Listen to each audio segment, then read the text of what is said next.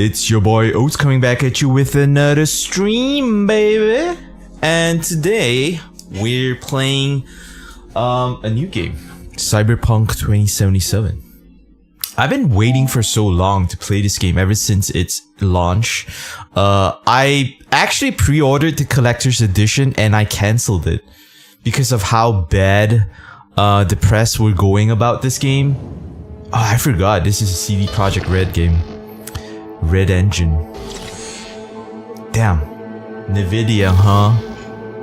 So, I guess like it's been a couple years. The game is a work of fiction. Yeah, no shit.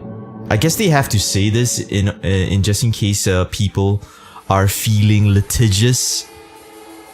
Damn. Cutscene? Why the cutscene look so blurry? Yesterday's body count lottery rounded out to a solid and sturdy 30. 10 out of Haywood. Body count? Thanks to unabated gang wars. One officer. Who the fuck wants to live in this city, man? Rude, cause the NCPD will not let that go. NCPD, Night City Police Department. Net runners are at it again. I watched a Netflix TV show at least like 2 months ago. Trauma teams scraping cyber psycho victims off the pavement. Oh shit. You can chop people's heads and shit, huh? And in Pacifica, well, Pacifica is still Pacifica. Man. This has been your man Stan. Join me for another. Yo, no. Why would anyone want to live here, man? It's like he says like like per night it's like there's like people dying and shit. Breaching. Oh fuck. Accept. Yeah, cool. Oh, I gotta scroll all the way down. Shit. Mother bitch. Cool. Yes, I agree. Oh, hey Chumba. We'd like you to ask your permission to collect. Oh, hell no. Hell no. I ain't gonna let you collect my data. Because like, it's gonna be uploading shit, right? I don't want my game to lag. No, hell no. Collect pre-im in-game rewards. Okay, wait, fuck. Why did they always call me a choom? What the fuck is a choom, man? Is this like an N-word type shit? Okay, I gotta CD Projekt Red. Allow and continue. Cool. Okay, I need to give them my email. I guess I get something cool, I guess, so let's go with it. Excuse me. Music is pretty hype, you know? Oh, fuck. Okay, sorry, guys. Just give me a sec. I'm just, like, doing the QR code thingy. Hopefully I get something cool. Music is kind of loud, man. I might have to turn that shit down. Ooh, music is kind of popping. Maybe it's in my junk? Okay, I got the code.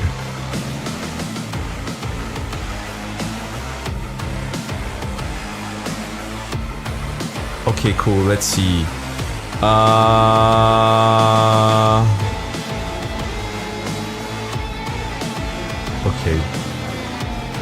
Okay, so we can go back to our device, right? So we have successfully linked our account. Damn, okay. My rewards. To collect your rewards, visit your apartment and check your stash. Can I adjust the sound? Okay, I'm on like... Okay, okay, how do I bring the sound down? Just in case, right? Because like I wanna do the most of the commentating.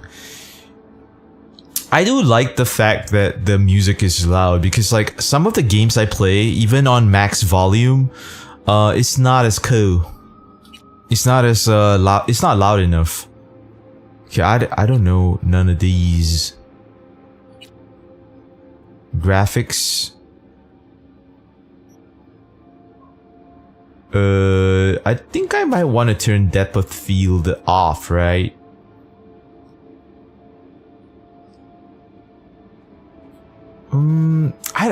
Wait. Oh, I think it's motion blur you want to turn off. An effect that imitates the impression of speed by blurring objects around you when moving quickly. I don't know if I mind it. I know a lot of people turn this shit off, but I never really understood like why. Hold up. Let me boot up my stream on my other phone.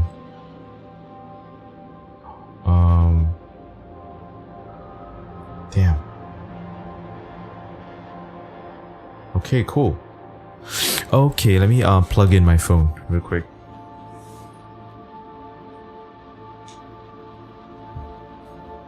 What's the vignette for?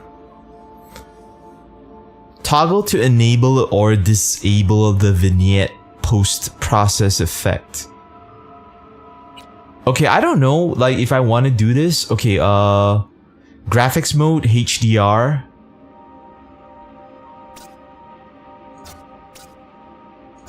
None. Okay, wait, is this like... Should I might have to Google this shit, man. Cyberpunk PS5 HDR mode HDR 10PQ. I just wonder if this is a good thing.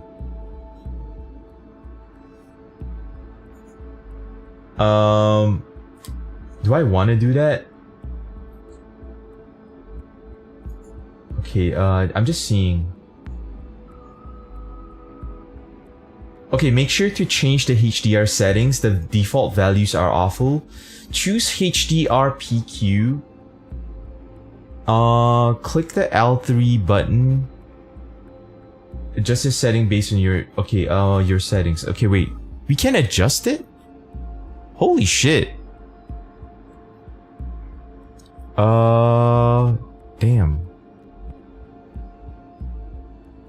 How do I adjust it? Oh, I don't think I can.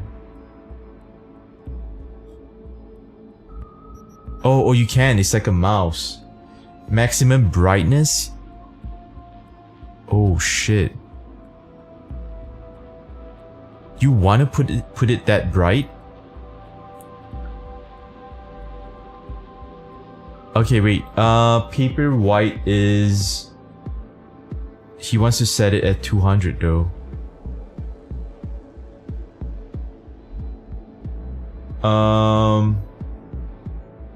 Some games just look like garbage with HDR. Holy shit. HDR picture mode is already on the system and display, so I don't understand why the game mode is doing. Okay, maybe let's not go with HDR type shit. I think I'm gonna go with performance, because performance ensures smooth gameplay at 60 FPS with dynamic 800p scaling. Ray tracing mode provides photorealistic rendering of shadows as well as gameplay at 30 FPS. Nah, fuck that. 60 FPS all day, baby. Okay, language English. I don't want to fuck with the interface yet. I guess let's restart to default. And then all we gotta do is adjust the master volume to... Okay, wait. Dialogue. I wish they gave you a sample of how the dialogue sounds. I'm just a little afraid the master volume is a little too crazy. Radio port volume. Okay, let me check. Is Cyberpunk music like copyright friendly? Is Cyberpunk 2077 radio music copyright free? No, the Cyberpunk 2077 radio is not entirely copyright free. It includes licensed tracks, and using them in your content can lead to copyright issues like demonetization or takedown. Oh shit. CD Projekt provides a disable copyright music toggle in the game setting. Oh shit, they do? Okay. I mean, oh, there is an option over here. Disable copyright music. Cool. Yeah, I gotta disable that shit, boy. Cause, you know. I mean, so far, everything isn't that loud. I don't know if the controller scheme is what I want, but I'm gonna keep it on default. I do like my sensitivity to be kind of high. Adjust the circular region around the stick. Okay, I probably don't want to fuck with that. Okay, cool. Okay, I think let's play a new game. So I didn't really mess around too much with the volume because I'm just afraid it might be too soft. So let's play a new game. Oh shit. The fuck? Select a starting point. Regular start. Start from the beginning without skipping content. Phantom Liberty will become available once you have progressed through enough. Yeah, I haven't played the main story yet, so... Okay, select difficulty level. I heard a lot of people say playing it on very hard is cool. Ooh, look at that. The picture actually changes. So this is pussy mode. This is for the normies. This is a little bit for the tryhards, and this is for the super tryhards, right? So I'm a super tryhard, so we're gonna go with this. So very hard is buckle up for a serious challenge. Careful character development and clever use of items, game mechanics, and the environment will be necessary to help V make it on the streets of Night City. Cool. Damn. Oh, what the fuck? Nomad. Oh, we can choose between select V's life path. Some events and dialogue options in the game will be different depending on your choice. I heard this doesn't actually affect the game too much. It's kind of like a bullshit fake illusionary thing. So there's 3 options: Nomad, Street Kid, or Corpo. I like Corpo because I like being a rich kid, but let's read through it. Okay, so for Nomad, roaming the Badlands, looting scrapyards, raiding fuel depots. Life on the road wasn't easy, but growing up in a nomad clan has its perks. Honesty, integrity, and a love of freedom. Qualities that few in Night City possess, and no amount of money can buy. Okay, Street Kid. They say if you want to understand the streets, you gotta live them. Gangs, fixers, dolls, small-time pushers, you were raised by them all. Down here, the law of the jungle dictates the weak serve the strong. The only law in Night City you have yet to break. Okay, what about Corpo?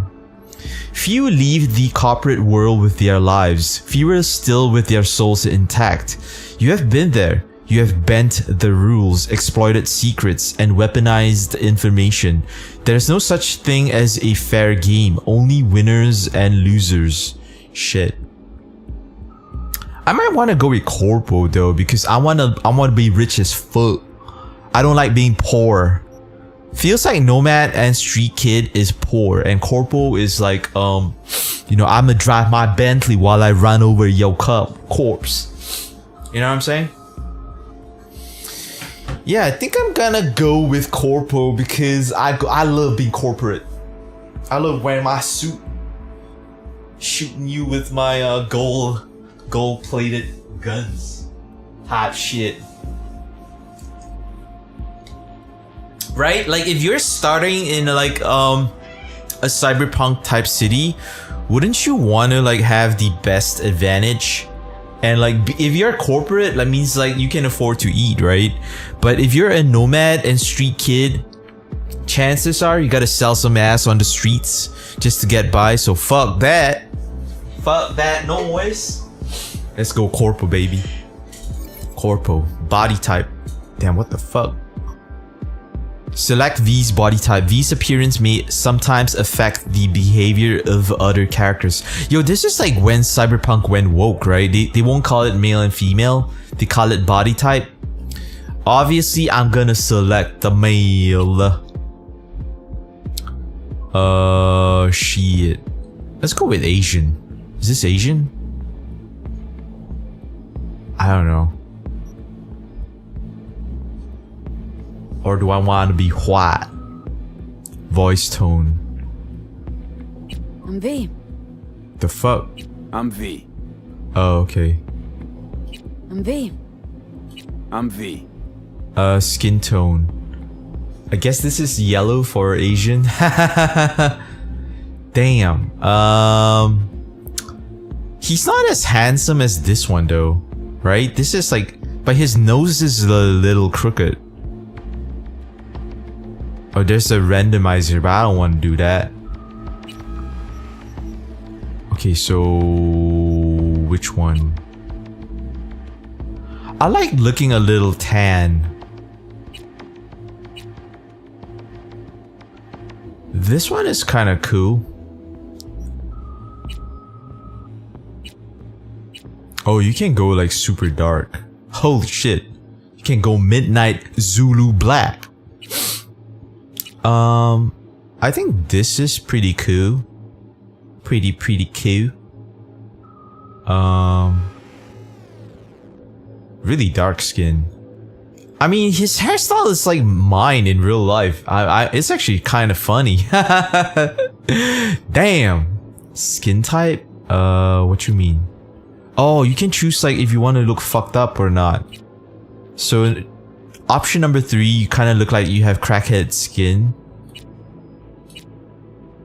I like going with the pretty boy look, like, you know, unblemished, untouched, beautiful, you know? Damn, even option 1 is like kind of blemished up. Option number 5 is pretty. Oh, I think the options also like has like, damn, it's like, yeah, I like looking pretty. Hairstyle, I think I might want to go with a different hairstyle, but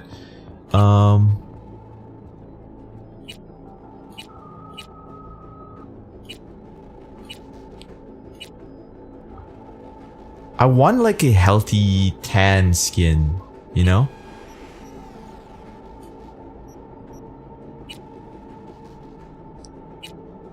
Yeah, this is like kind of cool. This.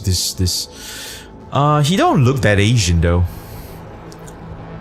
Okay, let's choose the different hairstyles. Damn. Looking gay. Shit. I mean... Damn, his hair is kind of wild. Haha, you got a rat tail at the back. It's kind of funny. Damn. This is actually a pretty cool hairstyle without the rat tail, obviously. This one is like very weak. This one is, it looks like I'm balding already. This one looks like a, yeah, I'm balding. I don't want any hairstyles that make me look like I'm balding. Damn. Yeah, some of these are kind of wild, man. Oh, wait, hold up. 32. I guess 32 is like not bad. I guess like most guys would probably go with this. The man bun. It's pretty cool. He got a fade. 35. This is not bad either. This is pretty cool. He looks like he's balding still. 37, 38. I like 38. 38 looks like it's edgy, but it's like clean, you know? So I think let's keep 38 in mind. Oh shit. Doesn't he look like the guy from Blade Runner? What was that final bad guy that was fighting Harrison Ford? Haha, you got a sumo hairstyle. Damn, that's pretty accurate actually. They got like the ginkgo leaf on top, which they only give like to the top grand sumos in the Makuuchi division. Yeah, I watch sumo, baby. I'm cultured. I might go with 38 though. Okay, so this is probably hairstyles for the black people. 50. Oh, I think they got 50 hairstyles. Wow, they got more than 50 hairstyles. Oh, this is one. I guess this is the most basic. Mohawk. Yeah, this is still stupid. I think I like 38. But I'm just gonna go through all of them, you know? Got the David Bowie hairstyles. Yeah, this is too vanilla, I guess. Yeah, I like 38. This is like my current hairstyle. But not exactly, right? Because like mine is longer in the front. But it looks the same from the side and the back. I think I'm gonna go with 38.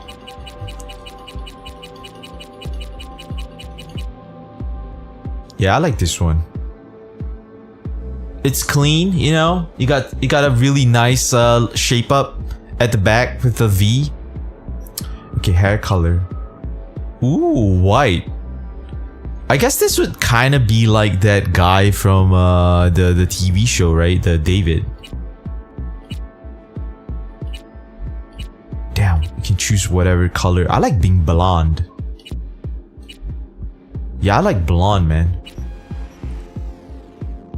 Okay, but let's go through all the colors. Oh wow, you can look like a fucking... I was gonna say something fucked up, but probably not. Yo, the white one is actually low-key kind of badass though. But I've always wanted to be blonde, you know, like if I have the choice, I would, you know, like... Obviously, like, probably in real life, like, being blonde does not suit my facial features. Like, cause, I don't know, I guess it looks weird if you're Asian and you're blonde. But I guess this is a video game, so we can do whatever the fuck we want. I like the color gradient ones, but, you know. Okay, this is the most basic color, black. And then you got white. Then you got red, you got orange, you got blue.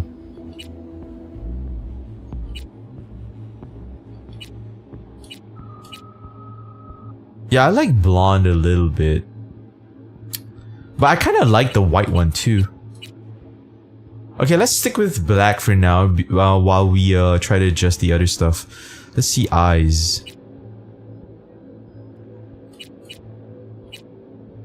What's the fucking difference? Oh, okay, it's just like how serious he looks. The rest kind of look derpy. It feels like the best one is probably number 1. Yeah, the best one is probably number 1. Damn, some of them look really fucked up. Number 12 looks like he's really relaxed and he's high on weed. A lot of them make him look like super bug-eyed. Damn. Yeah, a lot of them makes him look like too relaxed type shit. I guess he looks more Asian with number 18. The eyes are a little unsettling though. Maybe we can change the color. Holy shit. Do we have like regular looking eyes? Or like in this world you're like everyone's gotta look like a fucking weirdo? Damn, that's crazy, man. You know, like I guess in the future this is gonna be a thing where you know, everyone's gonna have like weird ass looking eyes. Yo, what the fuck, man? Is there like normal? Okay, oh, they got normal up here. I like baby blue eyes though. Yeah, I think it allows us to pick the eyes better, I think.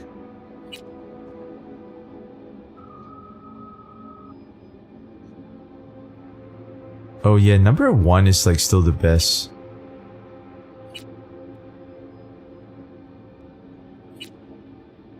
Yeah, you gotta look at the eyes from a quarter profile thing. I think number 1 is the best. I don't know how to feel about the nose though.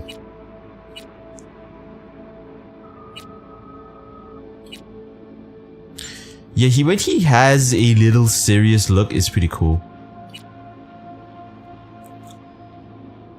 Yeah, white is pretty cool. But so is blonde, you know? Damn.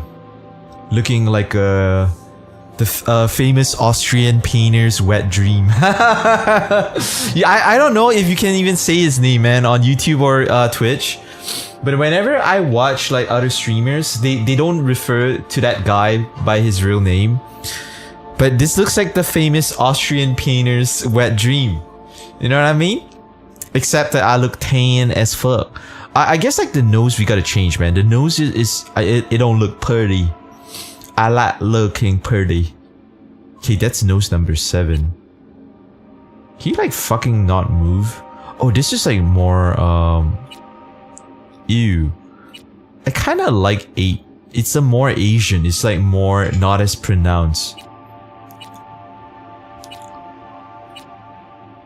I think the side profile is like the most important part about the nose. I want something small, you know? Damn, you got like fucking witch noses.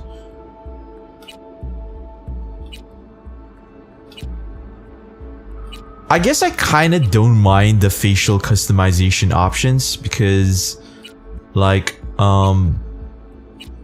it kind of simplifies it a little bit. I was kind of expecting something. Yeah, I think 8 is the most normal. Damn, he looks cool as fuck. Oh, eyelash color. Oh, we can choose eyebrow color. I think eyebrows gotta be dark, right? Yeah, eyebrow. If the eyebrow is dark, it allows the character to have more facial expression. Damn, like blonde eyebrows is pretty wild.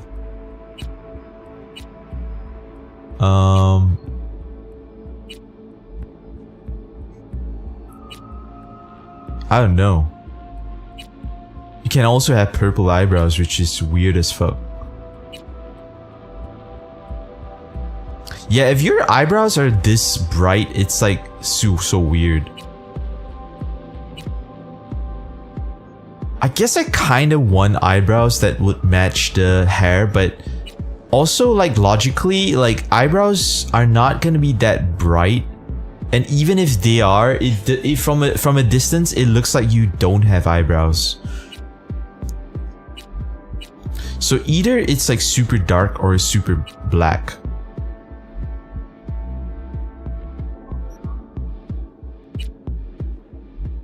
I think default is good for now.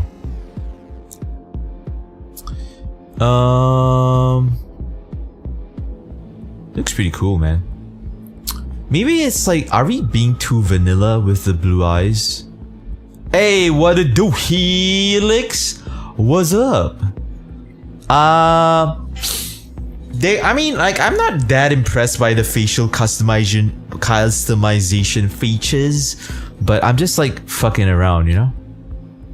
Do I want deep blue, dark blue, or baby blue? I think baby blue looks better. And we going for jiggle physics. Is there jiggle physics in this game? Damn. Do we want to have regular eyes, or do we want to be like cyborg as fuck? Damn, looking badass, man. But then no girl is gonna look into my baby blue eyes. I kind of like regular looking eyes, I guess. You made your character look like handsome Squidward. Hell no. We ain't gonna look like handsome. Oh, what the fuck? Double iris? Damn, it's like you're too greedy at this point. Isn't this wild? You can like kind of play God in this game and design how your character looks like. I guess I don't know, if I go with like the regular eyes, I'm gonna look like the most squeegee looking dude. Like the most like basic ass, like everyone's gonna like, yo, that dude don't got augmentations for his eyeballs. He's a fucking, he's poor. Right? But if you go for augmentation, you know, it's like, it looks pretty dope. Okay, I kind of like this one, the colorful purple eyeballs. Let's see, what else do they have? Yeah, I don't know how I feel about the damn eyeballs. Shit. I guess the cat eyes are also like a pretty good option. You know, like, it's so crazy because in the world of Cyberpunk, like, because everything is so easily customizable, when you fall in love with a girl or a guy, are you really falling in love with the real them? Or the, you know, the customization stuff that they have? Right? Because I'm guessing, like, in this world, like, every part is so interchangeable that people can just swap out, like, body parts so easily. So, like, you're not actually in love with, like, someone for the real them. You're in love with the manufacturer's parts. Right? Like, this is, like, from fucking Sony, and this is from Samsung, and this shit is from LG type shit. It's the soul that matters? I don't even think so. I think, like, even souls are manufactured. I think, like, when we are born with a clean slate, right? With a soul that is, like, completely devoid of any data.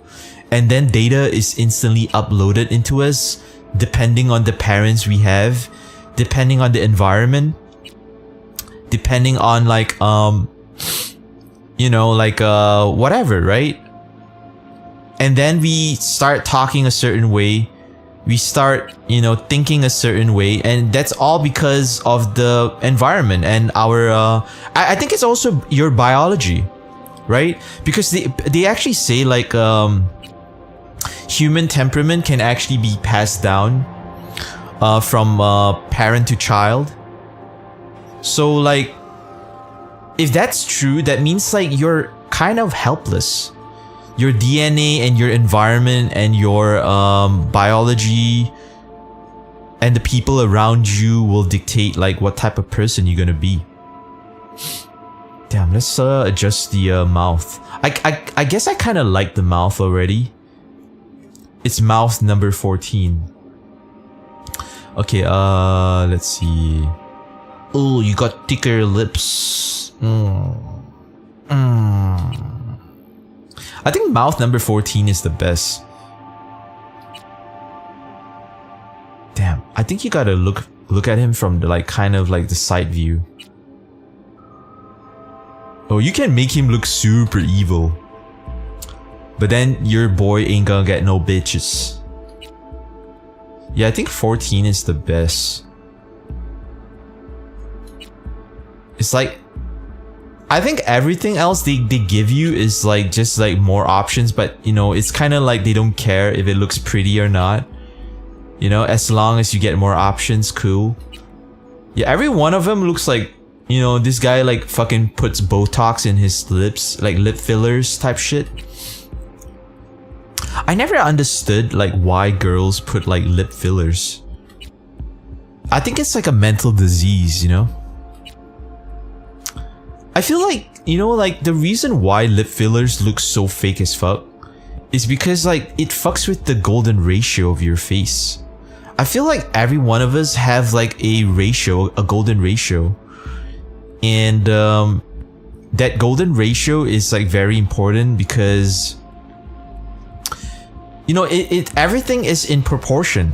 Like, your natural, like, face is gonna, the ratio between your eyes and your mouth is always going to follow nature. So if you fuck with one thing, people can always tell, like, yo, something is wrong with that person's face. Because, like, we probably can't pinpoint exactly what it is, but when we look at it, we know, right? We can, like, oh, this person is a fucking weirdo. Helix says everyone that do Photoshop eventually will go overboard with the plastic surgery, right? Yeah, they do. I think it's like a form of body dysmorphia. I think like any type of like when you are into any type of body modification, you do have a little bit of body dysmorphia, especially like bodybuilders, right? When you start bodybuilding, if you get a little bit of muscle, most people start feeling pretty good already. Like, but if you do it for a while and you surround yourself from people at the gym who are way bigger than you, way more muscular, way more leaner, you tend to like start comparing yourself and want to get like in like better shape or bigger. And then that's where the steroids come in.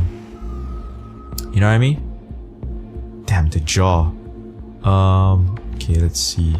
Shit, I always forget, man. Like whenever you play games like these, like ooh, okay.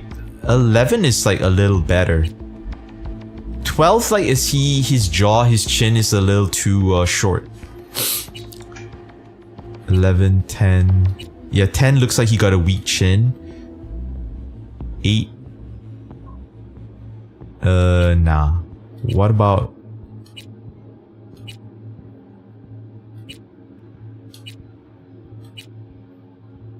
One looks like... I don't know. Is 1 cool?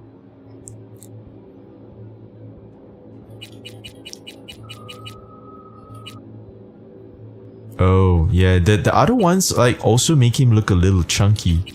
Versus like 1 which is like pretty balanced.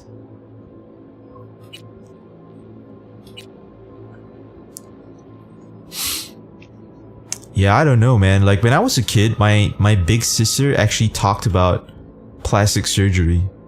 Not that we ever wanted to do it, but it was more like from the standpoint of like, would you do it? Because I think like back in the 90s and the early 2000s, like a lot of like celebrities were getting like work done on their faces. I think especially like Asian actors and singers. And back then, the technology was actually pretty bad, right? It wasn't. It probably isn't as good as it is today. So whenever someone got work done on your face, you can kind of tell. You can be like, oh shit, like so and so, had like they did their nose type shit. I don't know. I think 12 looks pretty cool, but. I have a feeling like the default 1 is like better. Oh, default 1, he's like more gaunt. His cheekbones are higher. But if we go for 12... 12, he looks more filled out. 11, he has a bigger chin. But he kinda looks a little bloated. Oh, you can choose the blemishes. I don't like blemishes on my face. I like looking beautiful. Off, no blemishes. Helix says we are 40 minutes into the 8-hour character customization phase. I swear to God, it's not gonna take that long. I swear. By the moon and the stars. Damn. Showing off my age with the type of songs I sing. I think the jaw is everything though. What the fuck? You can adjust his nipples?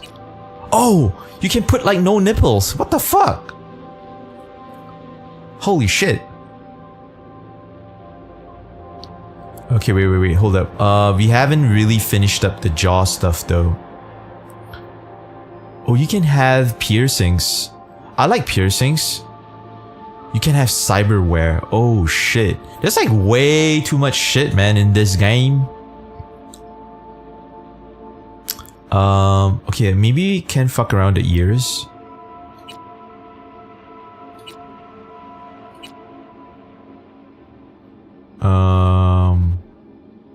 Ears. I guess like the ears will matter a lot from like a front profile, right? If does it stick out as much?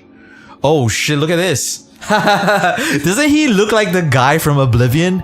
The fucking super fan. It's like a guy with blonde hair with ears sticking out, and he follows the main character, and then you can kick him off a cliff. It's like it's hilarious. I think 19 looks kind of cool. Okay, so tentatively, we finna stick with 19. I think we gotta look at it from the front first, though. If it looks like too poking out from the front, then probably not. Yeah, I think 14 is pretty cool.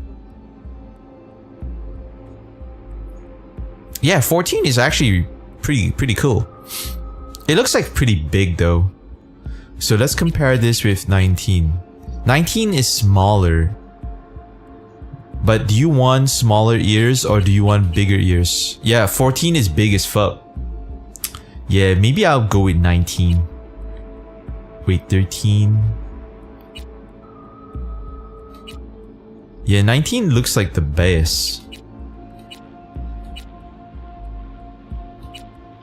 But I think the ears are almost like negligible.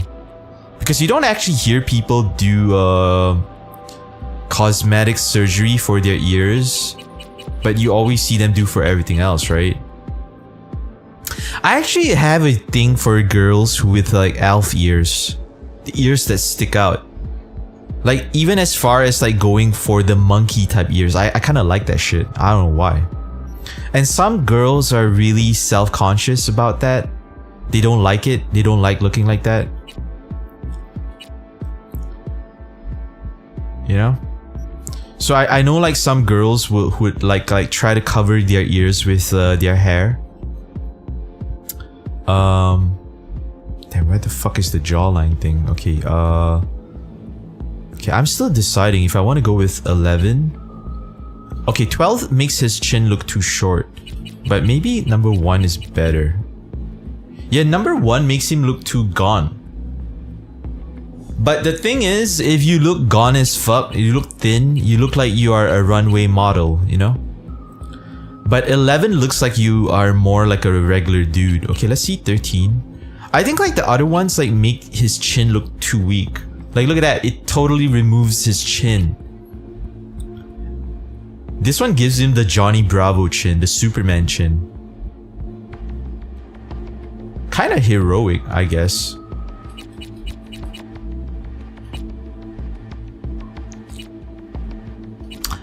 I think 11 is like a good mix. I just wish like the options would make him look more Asian.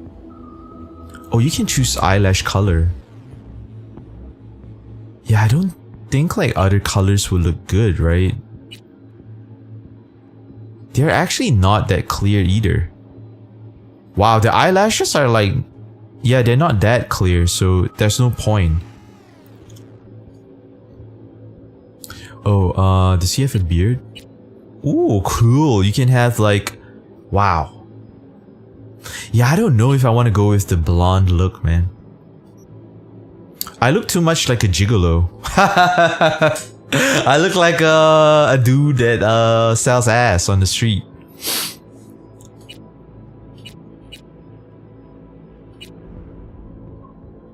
I guess like dirty blonde is actually kind of cool. Okay, let's take a look at this.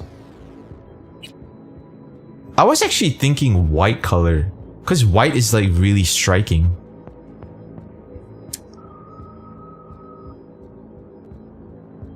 I think the other colors are cool, but like they kind of look like, you know, you're gay.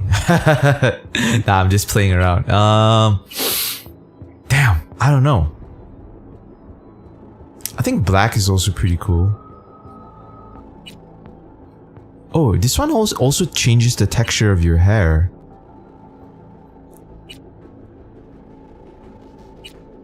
I think a lot of people are going for white for sure. So your character isn't gonna look as unique.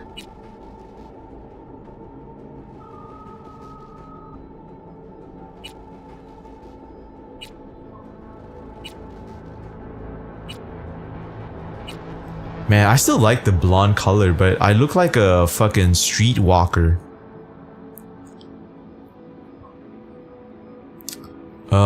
Yeah, I still haven't decided on the eye color, because if I go with regular looking eyes, I'm gonna look poor as fuck. But yeah, I don't want to look poor. Like, if you have like augmented eyeballs, you look like, you know, you got money. I don't like looking poor.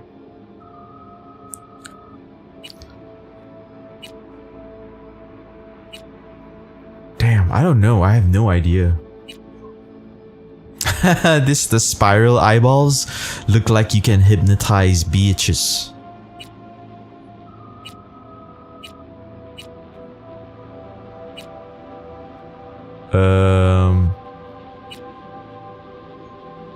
Actually, I kind of really like this one. I gotta ask you, Helix. This eyeball is actually a logo of a corporation, right? So because there might be a conflict of interest, because I like the way how it looks, but what if like I don't like the corporation in game and I'm trying to take them down? So me having their eyeball with their logo is kind of stupid, right?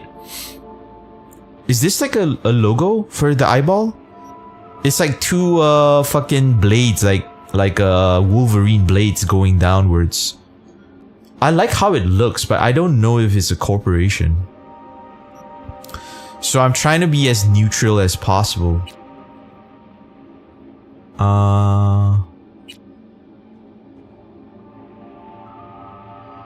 Yeah, I don't know.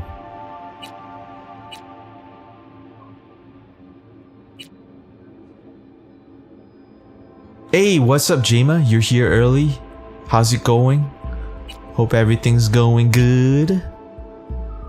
You're not going to bed so early? I'm choosing how my cyborg dude looks like. Doing alright? Me? I'm pretty good. Pretty good. Still deciding, you know, like how we want to make our boy look like. Man, they got like some crazy looking character eyes type shit.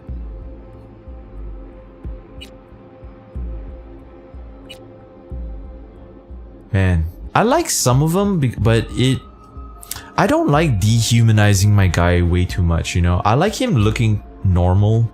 Like, at least like, you know, like, I don't know. Okay, let's like take a look at the mouth again. Yeah, I think like the other mouth don't look as good as 14.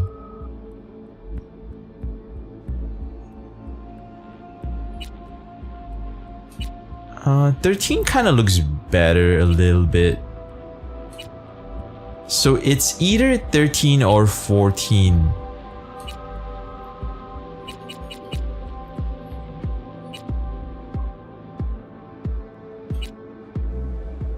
Yeah, 13 looks really good, I guess.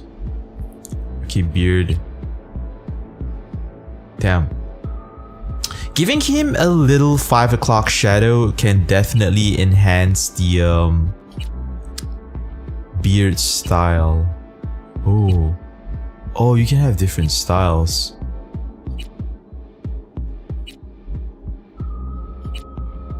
Yeah, I never really liked having beards. Cause it's like, it must be like kind of a bitch to maintain, right? I've always liked being a clean cut.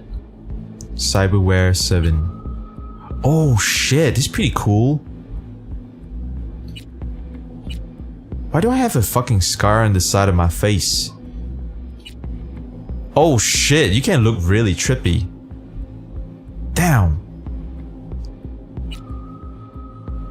Ooh, I like the gold one.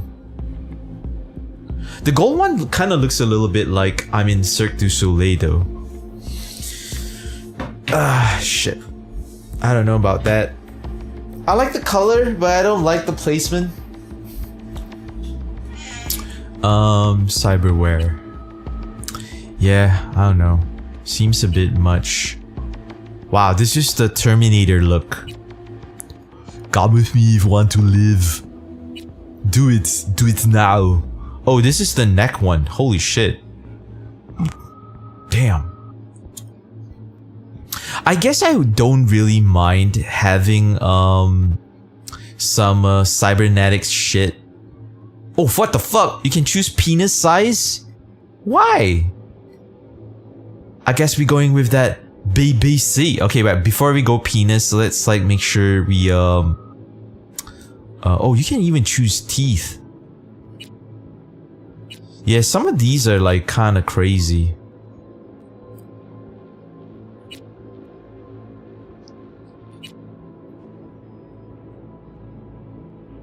This one is pretty cool. It's gold, it's sublime. So number 3 is cool. Number 4 is kind of cool, I guess.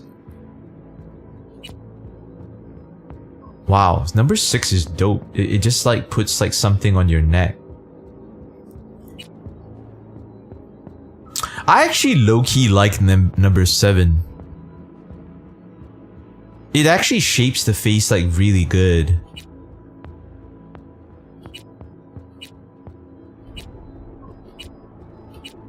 Okay, I'm just quickly going through all of them.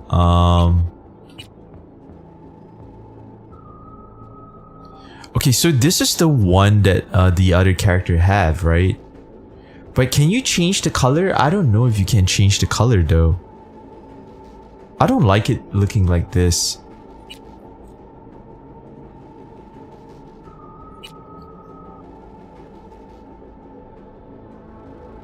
Okay, can we choose our teeth? Haha, oh shit. You can choose like really fucked up type teeth. Come on, open your mouth, little ass bitch. I guess the most regular teeth is 00. Yeah, the rest is like way too wild. Eye makeup. You can look goth as fuck. Oh, so my character did have a little eye makeup. Damn, it's like you spend like 3 hours at the mirror every day trying to look like a little ass bitch. Nah, if I don't think I want eye makeup, right? I mean, who the fuck spends that much time in the mirror unless you're a girl? Yeah, makeup is for little ass bitches. Turn that shit off. Okay, maybe like a little eyeshadow wouldn't hurt. Just a little, like... Damn. Yeah, but if you put like eye makeup and it's too obvious... Oh, 6 is pretty good. Okay, if I turn it from 6 back to off... It just darkens up my eyes a little bit, so I don't know, it seems pretty cool. Damn, lip makeup style, lip eye makeup color. Oh, you can choose different colors type shit. So you can even look like a bigger bitch. Nah, I think I'm totally gonna remove the makeup for the eyes. Yeah, I don't know. What the fuck, man? I look like John Claude Van Damme in Universal Soldier, or like fuck, who was that guy? Like the guy in the Rocky movie? The fucking damn. Wait, you can choose piercings. Oh, I like piercings, but oh, this one is like a little bitch. Oh shit. Wait, this is number 9. Oh, it's like a ring.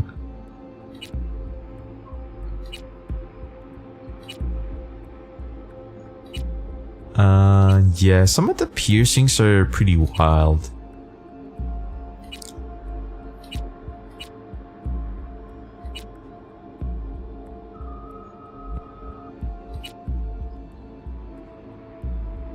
Yeah, I kind of like the ring ones.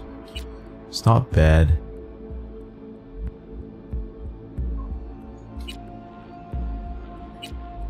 $13 is pretty good. You got a left earring. $11 is pretty wild. $10 is also pretty wild. Yeah. It's pretty hard to go sublime. I think like maybe yeah, probably this one or this one. 13 you got like one piercing on the left ear, and the piercing color you can choose. Ooh, fancy. I think gold is like a really good color. I like gold. Okay, facial tattoos. Holy shit. Wow. Nah, I don't think I want to go with any tattoos. Like the barcode looks pretty cool though. But it looks like I'm like a Detroit become human little ass bitch. Oh wait, you can have a tattoo on your neck. That's pretty cool. I like the neck tattoos.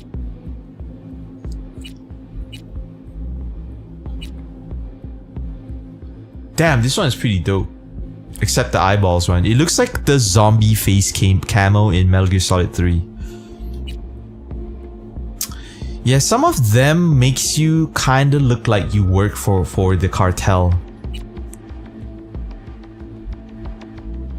This one's not bad. It doesn't have the symmetry though because it's only on the right neck. I like any type of tattoos that have like symmetry to them.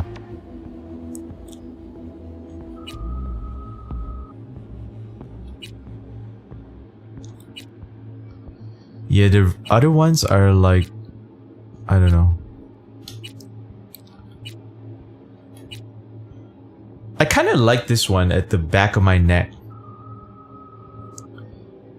Okay. Facial scars. Oh, you can have facial scars to show that you've been in combat. Damn, this one is really crazy. It's like it's like I think like people actually do this one. It's like they put like something underneath the skin to make you look all reptilian. This is like a black eye. Yeah, I don't really like facial scars.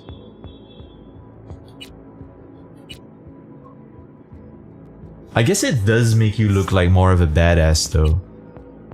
But if we are like untouchable, like as we should be, we shouldn't have any scars. Okay, I'm taking a look at the other cyberware.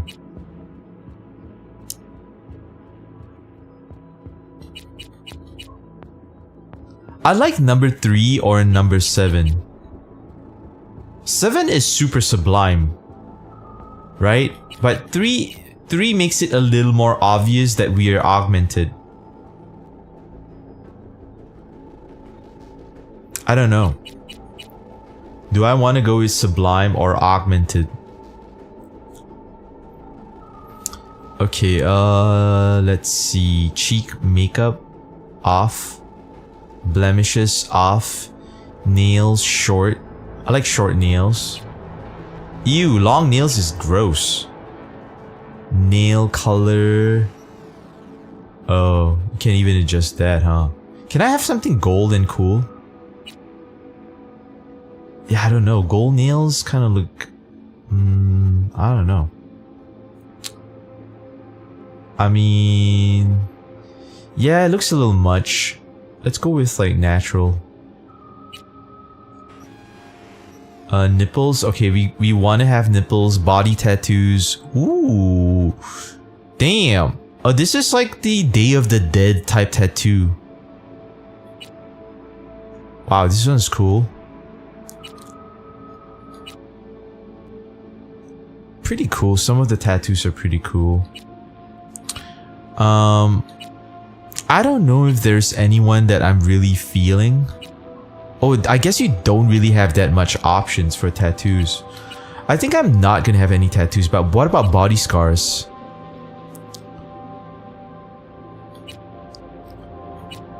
I think like some body scars would be cool. Yeah, I think some body scars are cool. Oh shit. Genitalia? Vagina? What the fuck? Penis 1? Jesus. You got circumcised and uncircumcised penises. What the fuck? Shit. Damn, penis 2, it just flops down like that. It's a circumcised penis.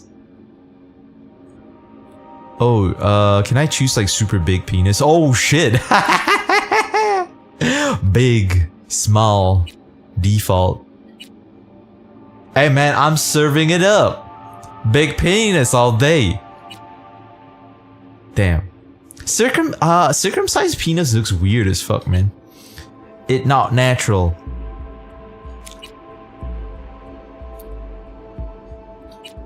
Do I want to be a grower or a shower? I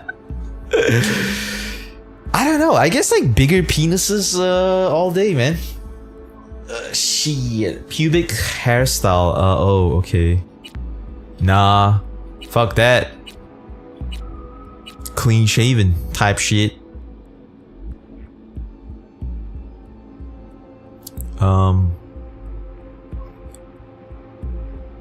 Damn, big dick is always the way to go, man. Okay, I guess I'm kind of finalizing his shit. The only thing I'm not too sure about is like the cyberware. I like number 3, but it feels like number 3 is like, I don't know, it looks cool, I guess. Maybe the eyeball and the cyberware is like where I struggle with the most, right?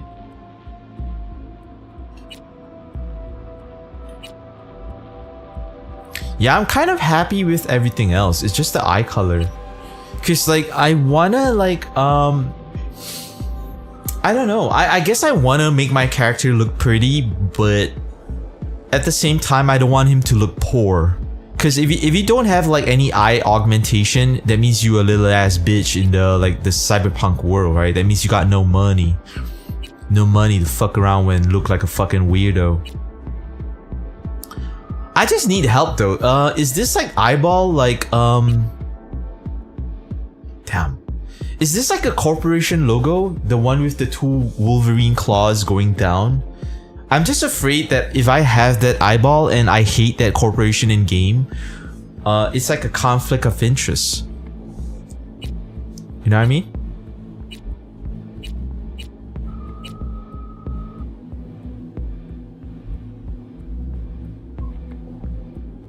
Yeah, I don't know. I still prefer looking traditional. Either I go crazy like with the black green shit, black orange shit, or I look beautiful as fuck with the baby blue eyes. Okay, let's see. Am I happy with the hair? 38 is like my favorite so far, but let's just see a little bit. Wow, he looks like really good with like long hair. It's like the surfer, California surfer hair. Damn, he looks really fucking good. Especially like probably when you're running around, that shit is gonna be flopping around, right? So he looks pretty dope. Yeah, I think the blonde hair really gives him that regal look. But this hair is definitely from Blade Runner. What's the guy's name? Decker or some shit? Yeah, the sumo hair is also pretty cool. Yeah, the rest of the other hair is for Braca paper.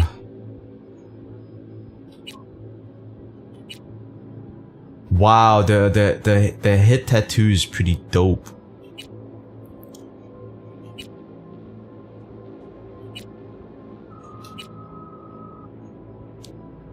Damn, this hair makes me look like I'm a corporate villain. Like I run EA or type shit.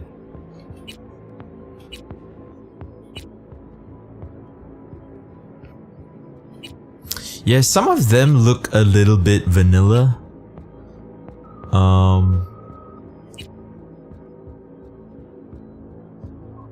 This one, it looks like I'm a fucking hero in Oblivion or Skyrim. This one makes me look like the yoga teacher that fucks Michael DeSantis' wife in Grand Theft Auto. This one is kind of like my hairstyle in real life, except like he doesn't have it like covering his forehead. It's actually my hairstyle in real life. If I take off my headphones, yeah, I have a cyberpunk hairstyle. I had this hairstyle for so many years. Damn. I would choose this hairstyle only if he like covered his forehead.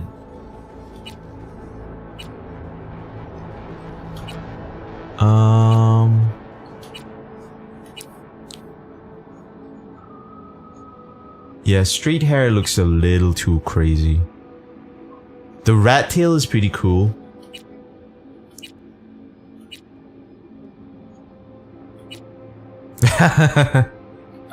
Yeah, some of them are pretty wild.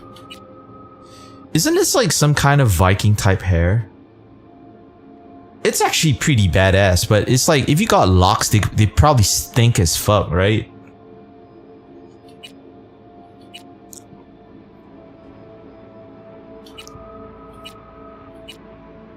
I really do appreciate that they have a lot of options for you to choose. This one is actually not bad. Style number 32, the slick back, but with the fade. It's like one of those classic hairstyles.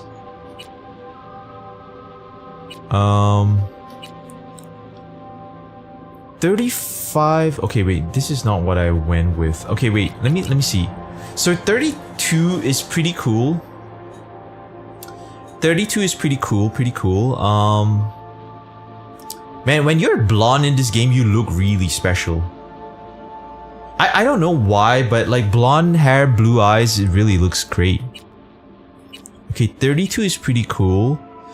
35 is not bad. It actually shows off the tattoo. So it's either 32 or... I kind of went with 38. Yeah, 38 is still pretty dope. I guess like the thing is, like we probably can change our hairstyles in game, right? So we don't have to worry so much. Okay, I don't know how I feel about the tattoo on his neck. I guess it does make him look interesting, but he doesn't look as clean. Facial tattoos. Yeah, I think I'm gonna go with, I don't know, let's try no tattoos.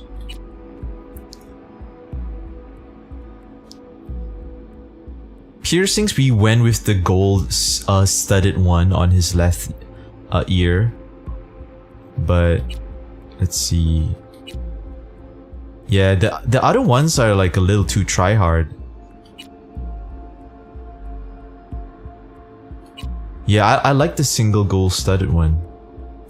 Damn, I really like my character, how he looks. Oh wait, should I make his teeth gold? Is that... Oh shit. It looks a little too weird though, right?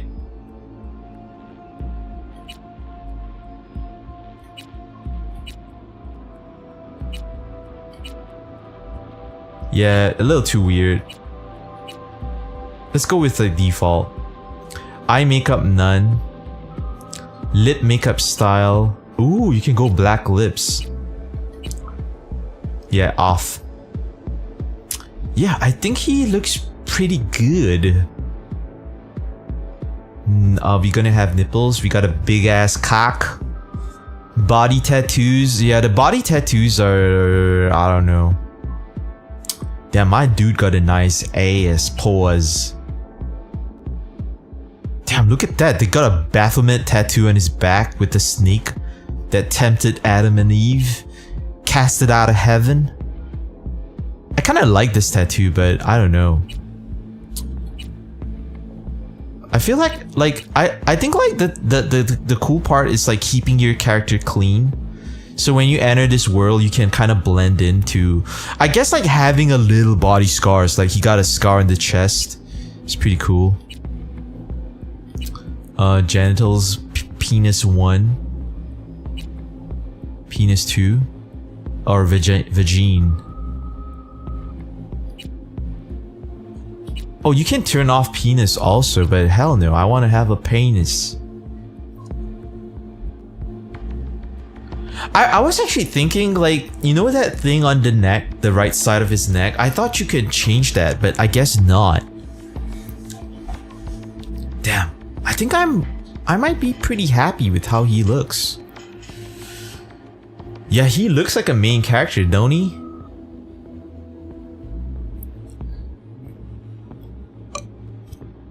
Yeah, he looks like a main character type shit.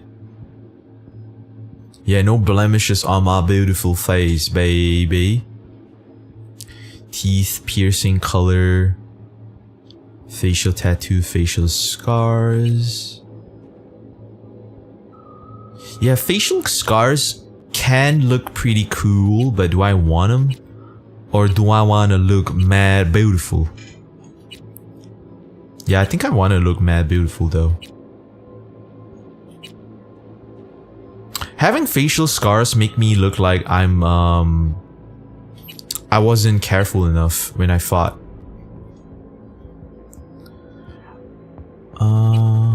Yeah, I think like any form of okay, maybe let's try like at least a little 5 o'clock shadow. Just a little bit. The stupid part is you can't really change the color of your beard. Yeah, clean shaven for you know. Ears number 19. Jaw number 11. Okay, let's check one last time. Do we want jaw number 11 or do we want number 1?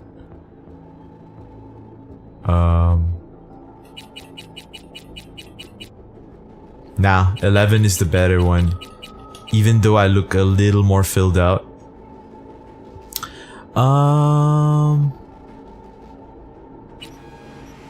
I guess eyelash color doesn't really matter. Oh, you can choose eyebrows? Okay, eyebrows is number 7, right? Oh, I haven't actually fucked with the eyebrows yet. Okay, so the default one is 7, right?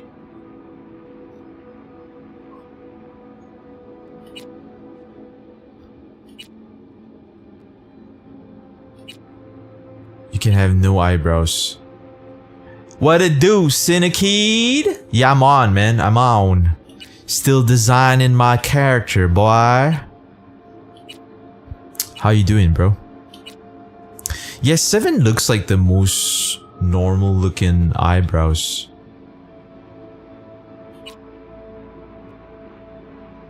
Yeah, like I think like if your eyebrow is like too weird, you can look like surprised as shit. I like number 5, but it's crazy bushy. Is this going to be a 2-hour later thing? Nah, we almost done. We just got the eyebrows left. I didn't know the eyebrows was even an option.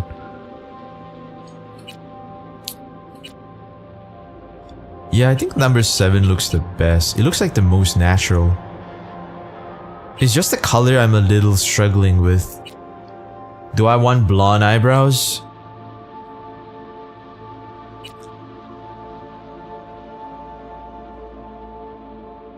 Because if your eyebrows are too light, you know, it looks like your character doesn't even have eyebrows. You know what I mean?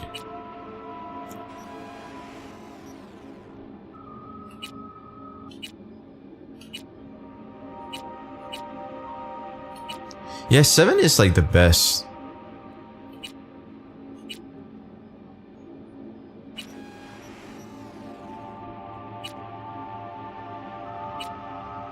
You still have not played this?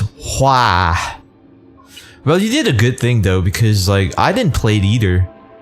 And it's better to play it when the game has been out for like a couple years, because they probably fix a bunch of shit that people had to eat day one. Nah, I'm saying, I think we're pretty much there. I think like maybe I might want to reconsider the tattoo though, cause he got like a neck tattoo. I look like a vanilla ice spice. Vanilla ice. Yeah, vanilla ice. Right? Not really a first person player. You can play this third person if I recall correctly.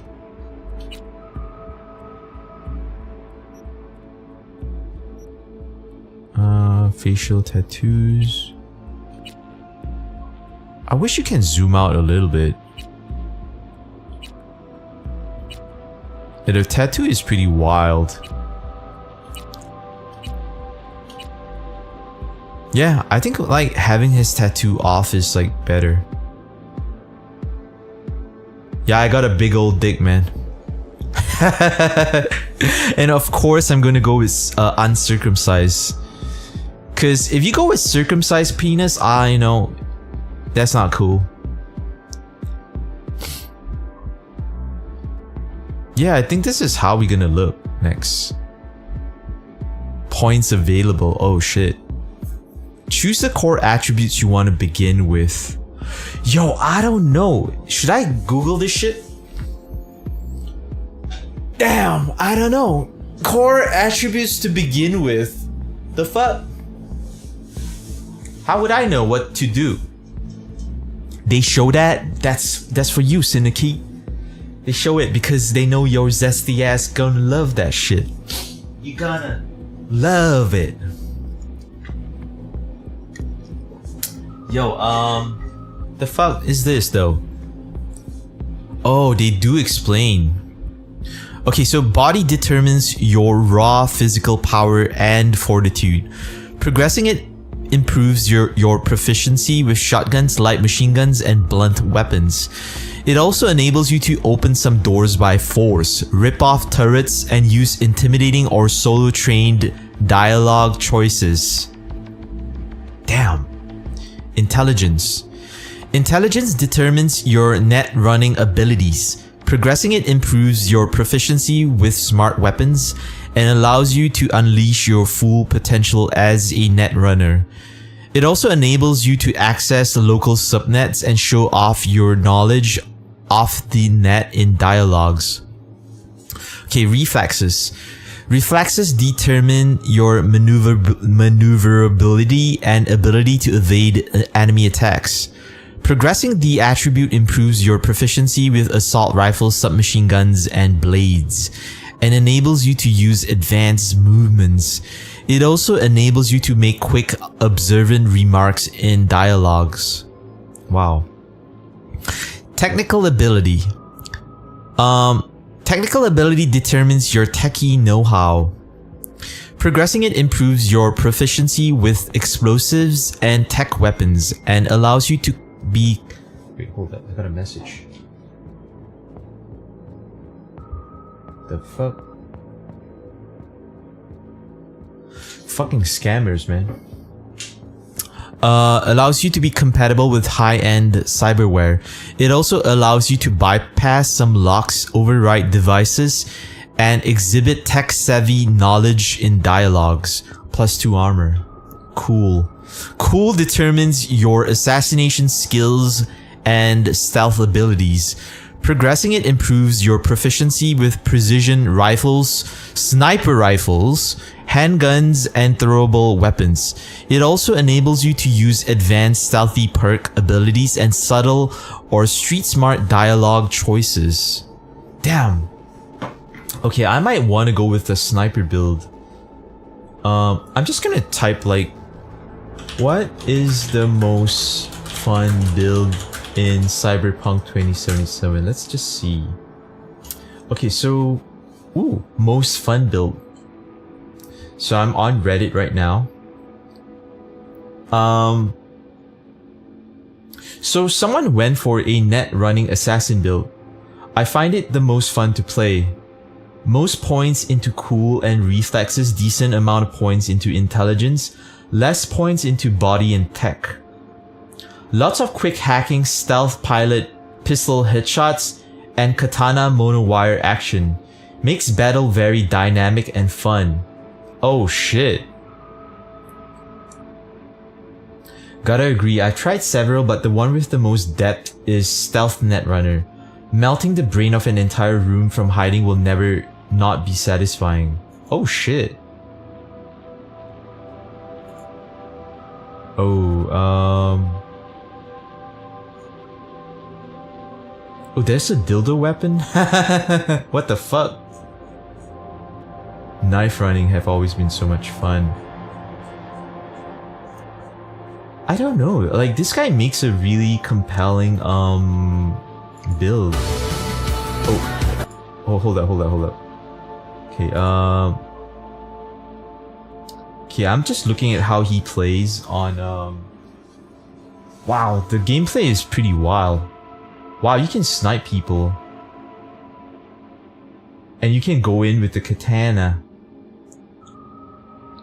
Wow, katana is pretty sexy, bro. You can chop people up. Very, very cool. Oh, you can parry bullets? Damn, boy. I might go with this guy's build. Phantom Liberty Combat. Oh, you can also like have the wire thing. Oh, the wire thing kind of works like a whip. Doesn't look that cool though. Oh, you can choke them out with the wire. Wow. So this person, I mean, he can use like all kinds of weapons, right? He can use the sniper, the pistol, the katana, and the Agent 47 piano wire. Damn, but what's the build like though? Oh, okay, Netrunner Assassin build.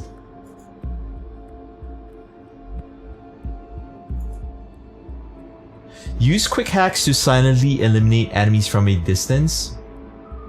Silent pistols ideal for precise. Recommended perks and skills. Intelligence essential for net running. Make every stat at least 4. In other words, put a minimum of 1 point in each attribute at character creation. That unlocks the first tier of perks for each attribute, which is worth it. After that, raise intelligence to max 6. Oh, interesting. Okay. Oh, so at the beginning we can put everything at 4. Okay, wait.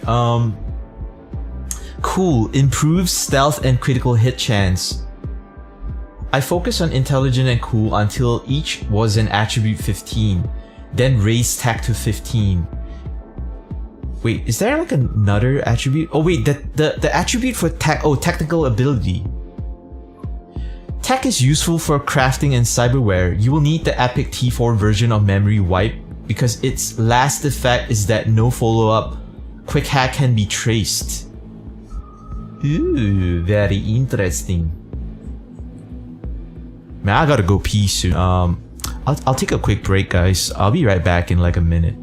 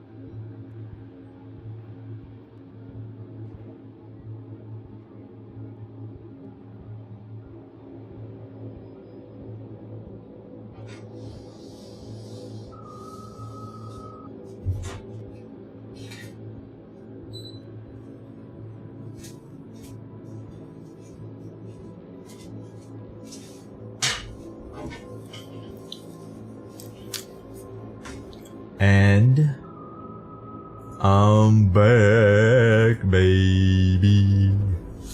Okay. So, okay.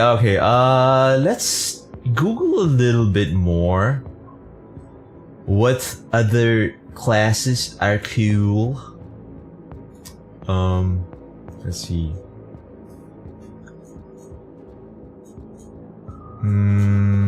Knife running has never been so much fun. So, quick hack build and melee Sandevistan builds. Sandevistan, if I remember correctly from the TV show, is like some kind of like spinal augmentation, right? Like they attach this thing to your spine and it makes you like fast as fuck and strong as fuck.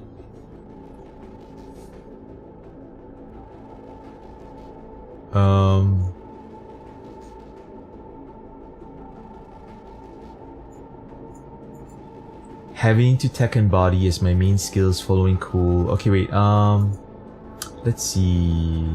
What is the most fun build you have played? I've done a full quick hack build and a throwing knife ability with Sandy. Happy to report they're both delightful, but quick hack makes you feel like Professor X. Wow. Yeah, stealth netrunner seems like the way to go.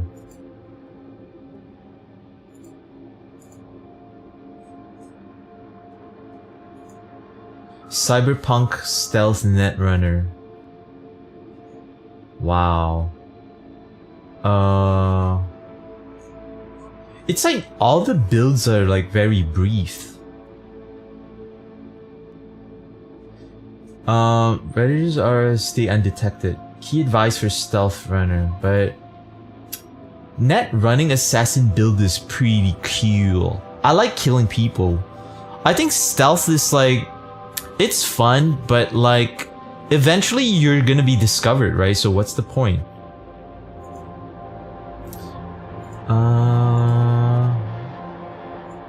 Yeah, I should have probably researched this like way earlier because I have no idea what build I want to go with. Okay, let's look up sniper. Sniper build Cyberpunk. Ooh, best sniper build, one shot elites. Holy shit. Wow. So, this post covers the best sniper build for Cyberpunk 2077. The goal is to become a long-range menace that can take out foes. But I kind of like using the katana also. The build is all about snipers, exploding snipers, power snipers, and tech snipers.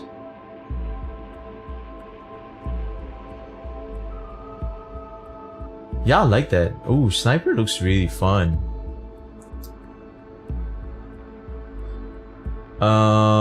In my opinion, the best operating system is Sandevistan for this type of build. It makes it very easy to aim headshots. Moreover, with some practice, you can take out 2 to 3 enemies with a single use. Oh, okay. Starting game. What are the attributes you should take at starting the game? Oh, interesting. But I have like way more points than they give.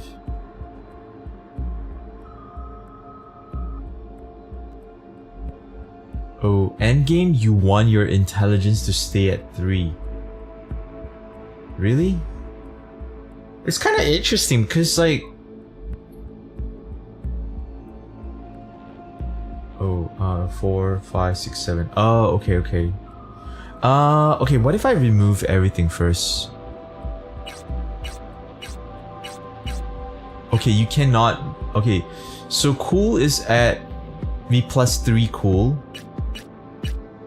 Reflexes plus 1. Technical ability plus 1. And body plus 2. Interesting.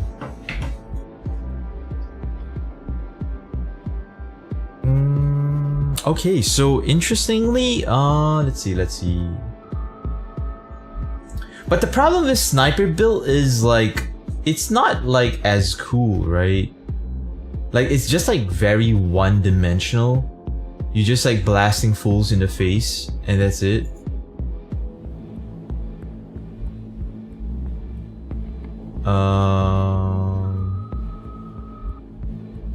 I have no idea what build I'm gonna go. Oh, I think like the weapon where you use like the rope thingy was like the same thing with Lucy, right? From the TV show. The best solo build for Cyberpunk. I don't like heavy weapons though. I don't like machine guns. I like very precision weapons. I like precision strikes, you know, headshots, penis shots, if that even is a thing. I like katana, but is that even a thing?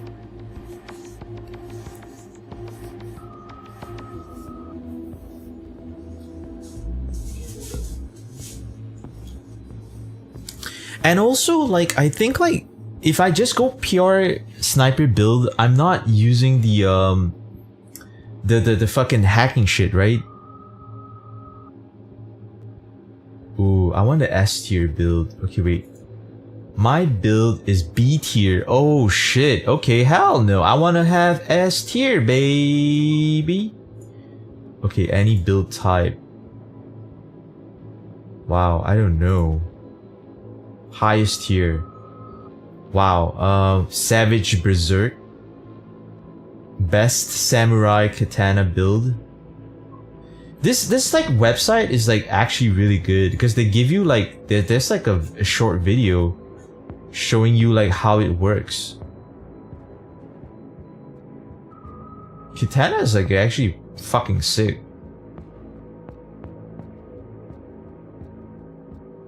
But also the annoying thing about katana is like you gotta be really close and personal with like okay, let's like reset the points.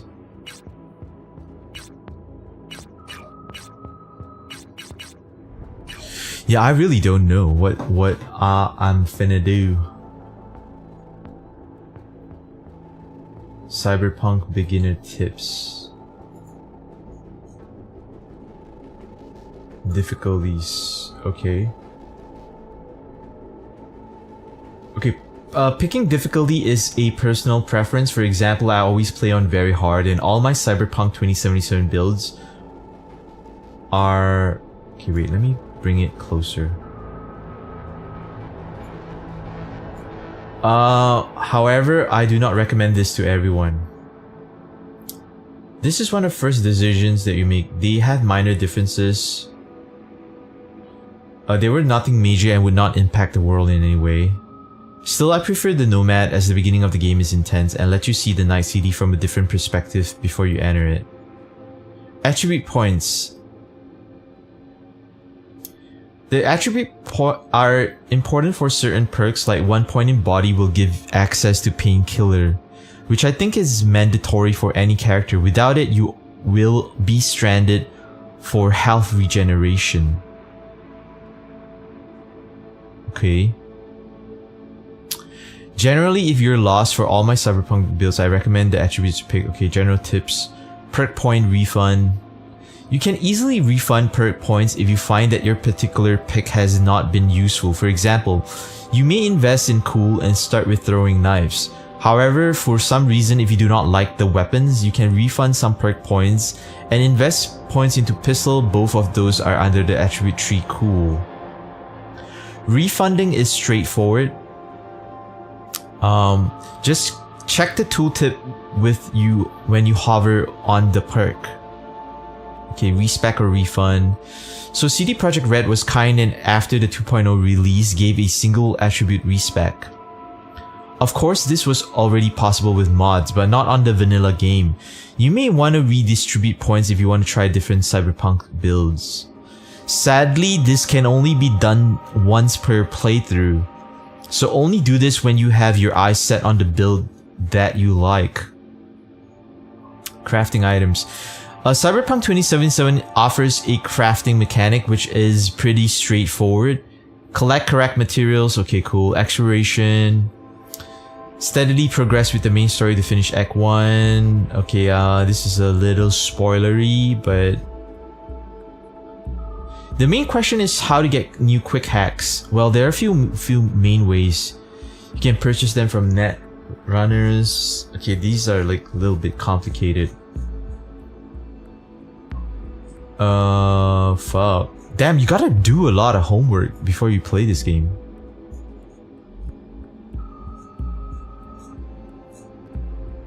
Clothes impact combat. Okay, I think I can study these later, but as of right now, I wanna like... I don't want a shitty ass build. I want like the most badass build of all time. You know what I mean?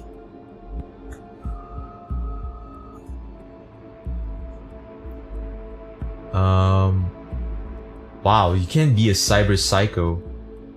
But cyber psycho means you're insane, right? Best net runner build, 10k plus combo damage. Ooh. Corpo assassin build, cool. The contractor. Oh, it's only 8 here. Damn. I was hoping that it would be S tier. So Corpo Assassin build. Okay, is there any like videos? Oh wow, okay, I like that. He's using a lot of the pistol to get quick snipes in. Wow.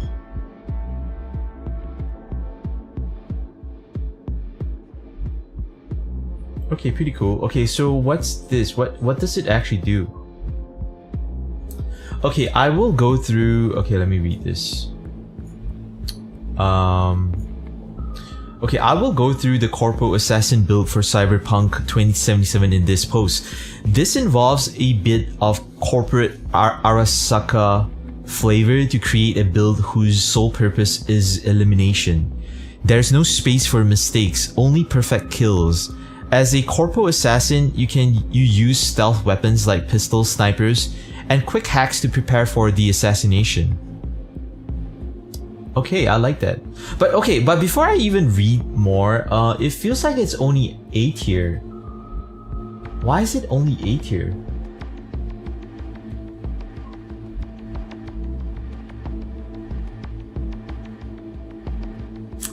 Yeah, it's crazy. It's only 8 here though.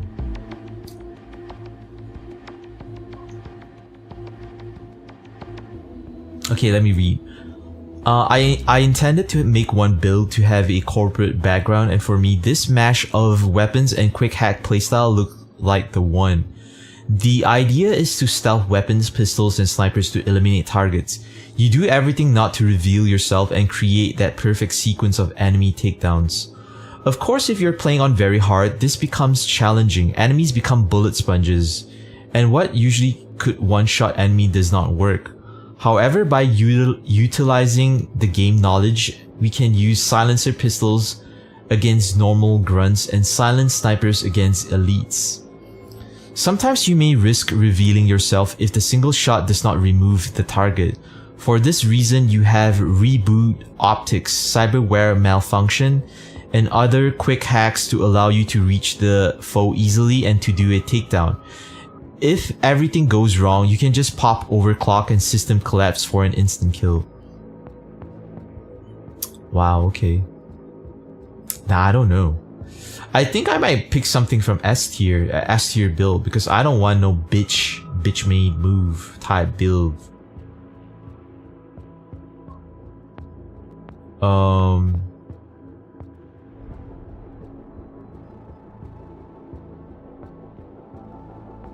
Let's take a look at the Sandevistan build. I'm guessing it's like it slows down everyone, right? Because you become super fast.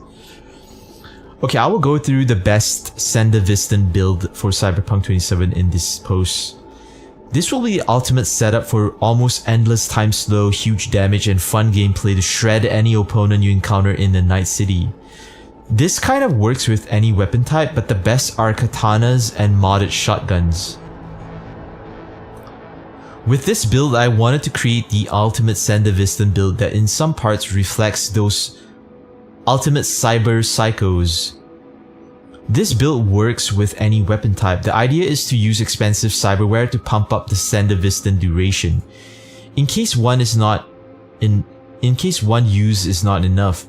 Of course, I will offer some alternatives if you cannot obtain or afford them. Next, a key aspect to maximize— holy shit! The video is insane, man! Like, he's fast as fuck. Holy shit. Wow, this is like way more fun than the fucking Corporal Assassin's bitch move.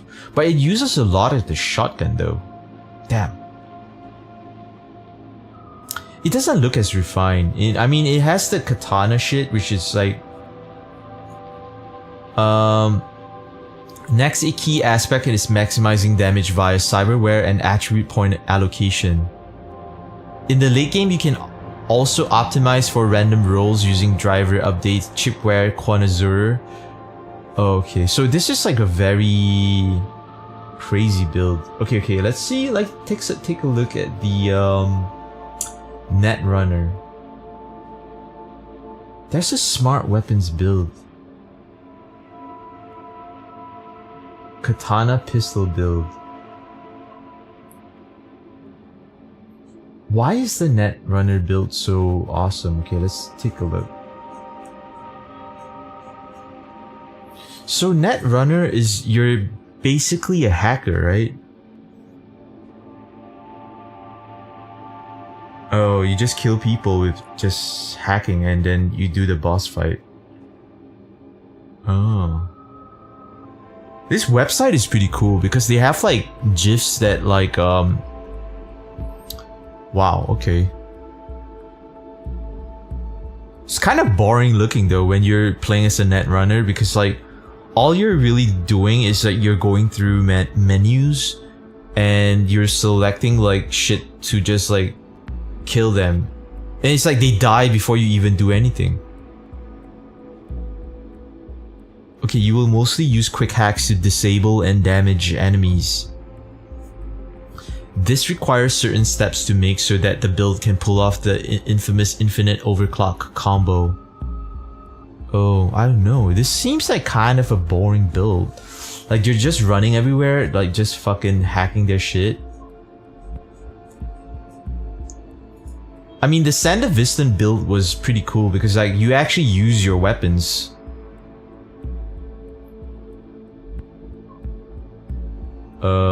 Best samurai katana build. Okay, let's take a look. So basically, samurai katana build is you just go around slashing people up with your katana. That's it, right? Yeah, I mean, like, it's like cool, but like I think it's gonna be problematic because you're just melee. Like, I think it's very important to have like I might go with the Sendavistan build. The Netrunner build is like you just like fucking hacking shit all the time and you don't really... Wow. So if the situation arises that you don't have RAM, fear not. There is a perfect alternative for this: smart weapons. They can be very powerful.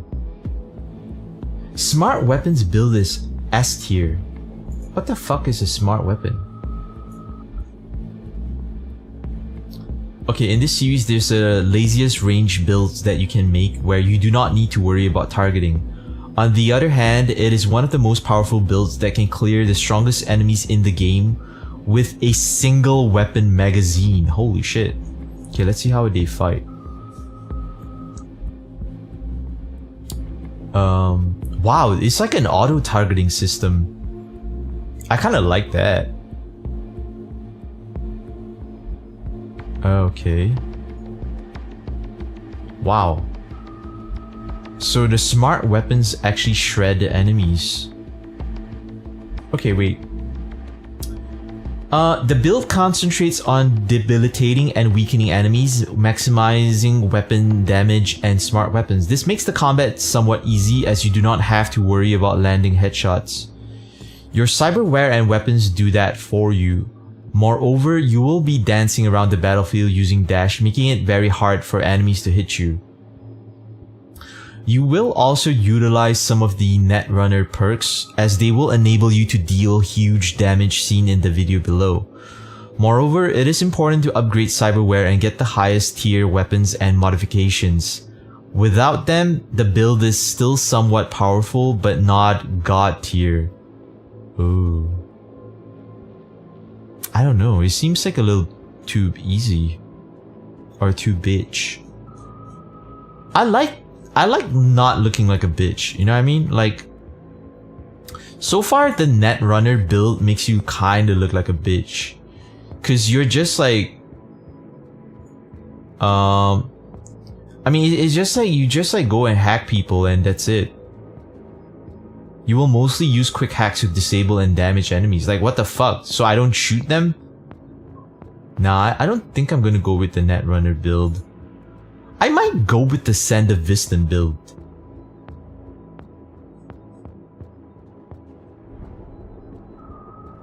Damn, Ultimate Cyber Psycho.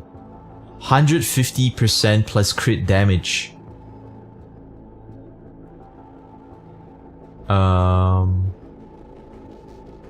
How to use build. Core mechanics. Let's go through what I think are the core mechanics of the build to maximize its effectiveness. Finishers with Sandevistan. This is the main problem that Sandevistan creates when using it together with Finisher Blade Runner. If the finisher is activated while Sandy is active, this will waste precious time and not stop its usage. An alternative is to deactivate Sandevistan if you're using Militech 1s, and only then do a finisher. However, in the late game, stopping might just take too long, and the enemy might just be killed with the next attack. As with all the builds, especially melee ones, stamina management is important. You can use Finisher Blade Runner when Sandevistan is deactivated. Okay, wait, this is like so much info. Hey, take care, Jema. Thanks for hanging out, man. I appreciate you, bro. Early game combat. The early game for melee builds is very punishing, especially on harder difficulty, so just use anything you have on hand. Pistol, assault rifles, etc. With some practice and more knowledge on the game encounters, it will become fairly easy to survive difficult encounters. Wow.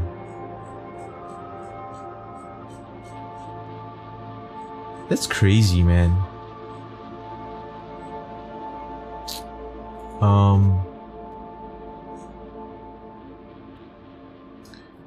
Okay, so this build works with any weapon type. The idea is to use expensive cyberware to pump up the Sandevistan duration. So basically a Sandevistan is like in the TV show where David attaches like this spine augmentation thing to himself. Oh man, so much shit to read. If anyone can advise, that would be cool.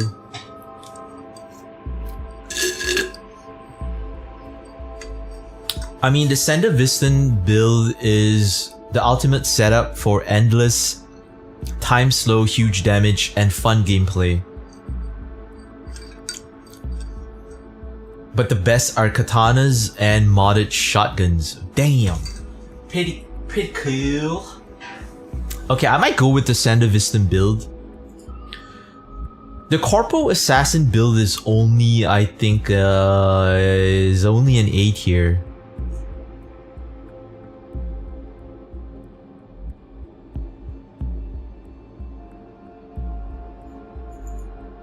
Yeah, the Corpo Assassin doesn't really go in with the katana.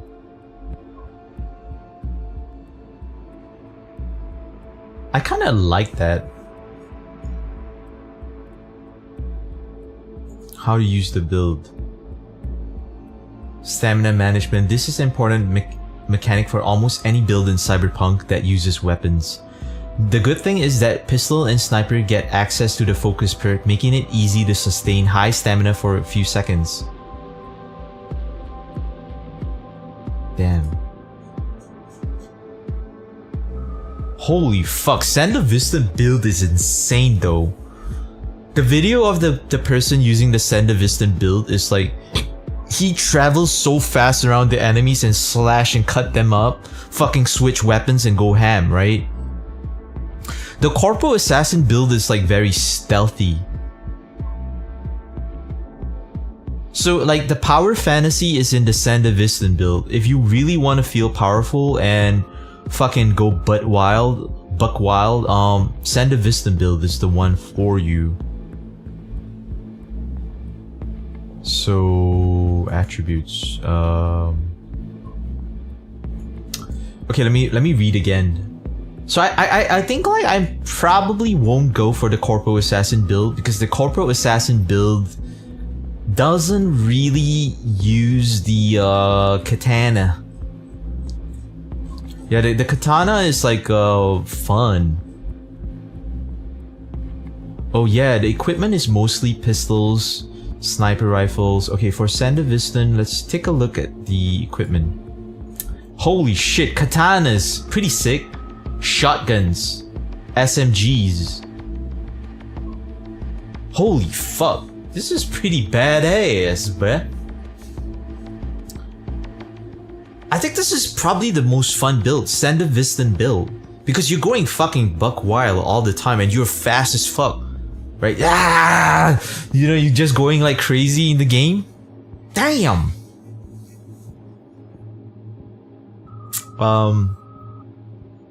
Yes, SMGs also. Okay. Pretty cool. Cyberware. Cyberware.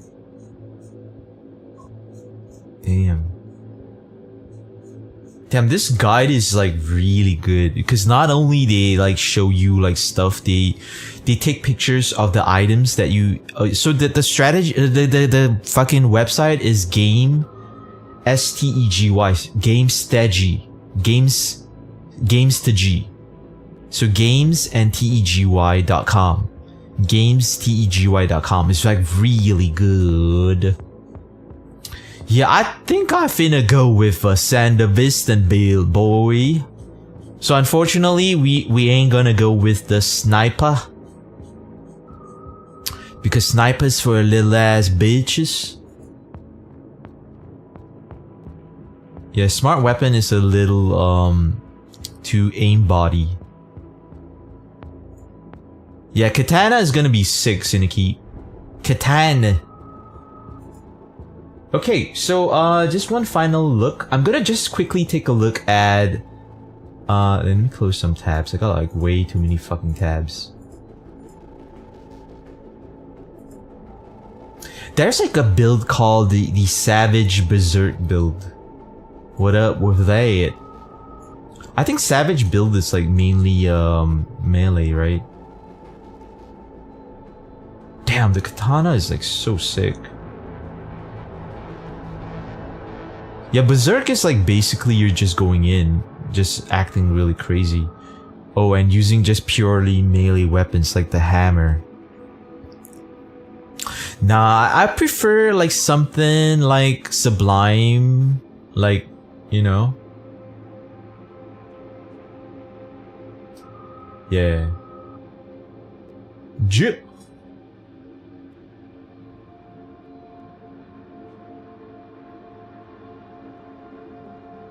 It wasn't there like a weapon. I recall like seeing like people play Cyberpunk. They have like a weapon that comes out of the arms, like blades that come out of people's hands. Oh, this build was created and tested on very hard. Okay, wait. Can I? Do they write that disclaimer?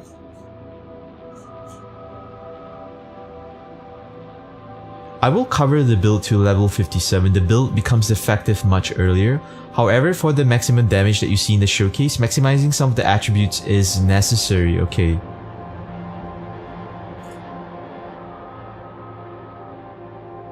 Wow, okay. Okay, let me read the summary. This is the ultimate melee build that uses the Berserk operating system.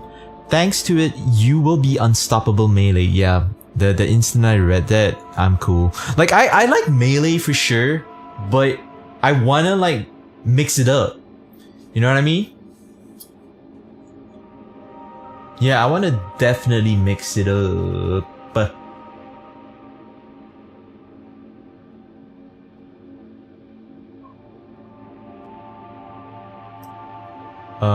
Oh, Blades build. Okay, let me take a look at the best Blades build. This is only an A tier build. Okay, let's look at the demo. Oh, this is the... You're just using like a blade type weapon, but it's not the katana.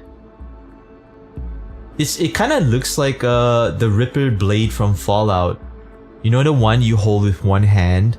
And it goes like... It kind of goes like that. But this one doesn't have the... It just like looks like you're running around with a fucking cleaver. It's kind of funny. You know, like that cleaver, when you go to Chinatown, you see like, you know, like people chopping up ducks and shit. It feels like you're running around with that fucking cleaver, man. It's kind of... Yeah. I don't like one-dimensional builds. I like, fucking badass looking builds, boy. Yeah. Okay.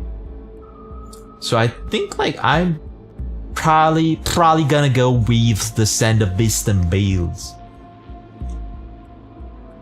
Let me read the comments, what people think about the Sandervistan builds.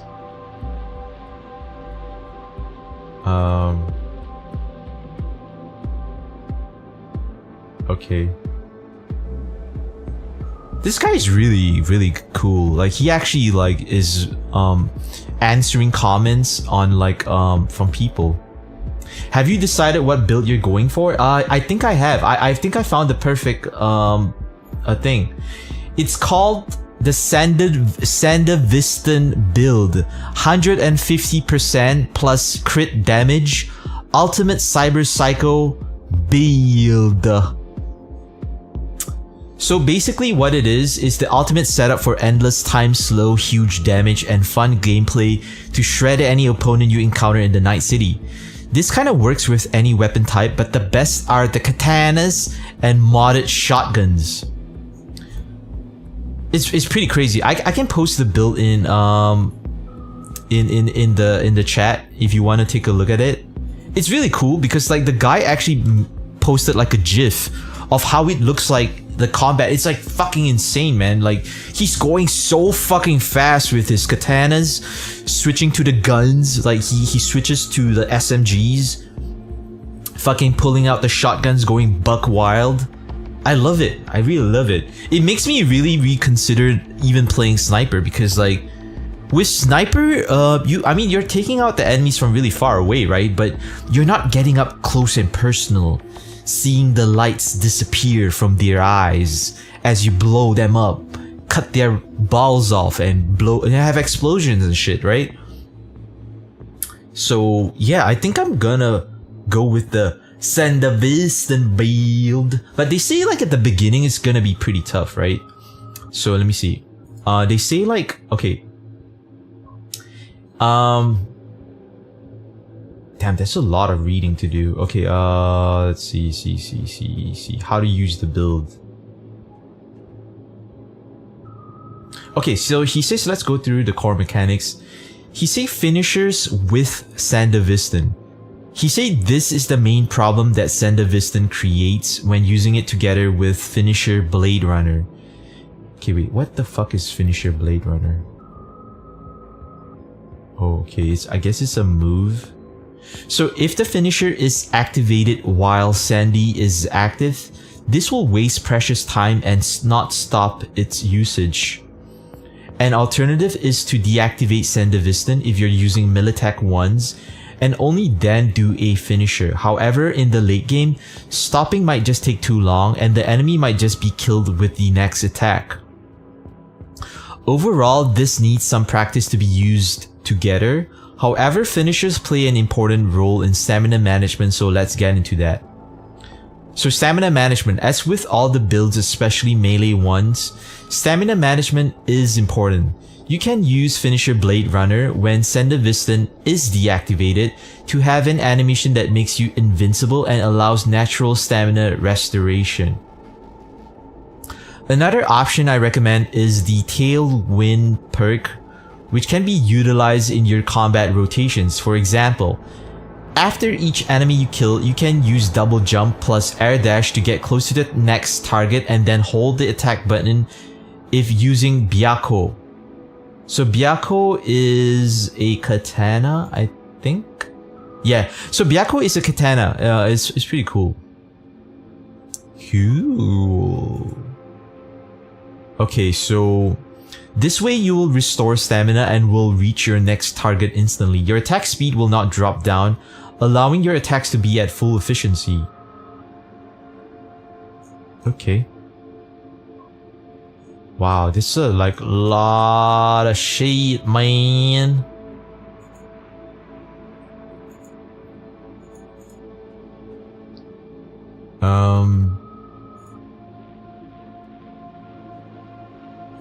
Next, a key aspect is maximizing damage via cyberware and attribute point allocation. In the late game, you can also optimize for random rolls using driver update plus chipware connoisseur to get incremental damage bonuses to melee weapons or headshot multipliers. With all the preparation, you will be able to get 150% critical hit damage and almost guaranteed critical hits. To top it all, Sendevistan will give constant time slow, so you will have no problem taking on even the strongest opponent like Max Tech. Pretty cool, pretty cool.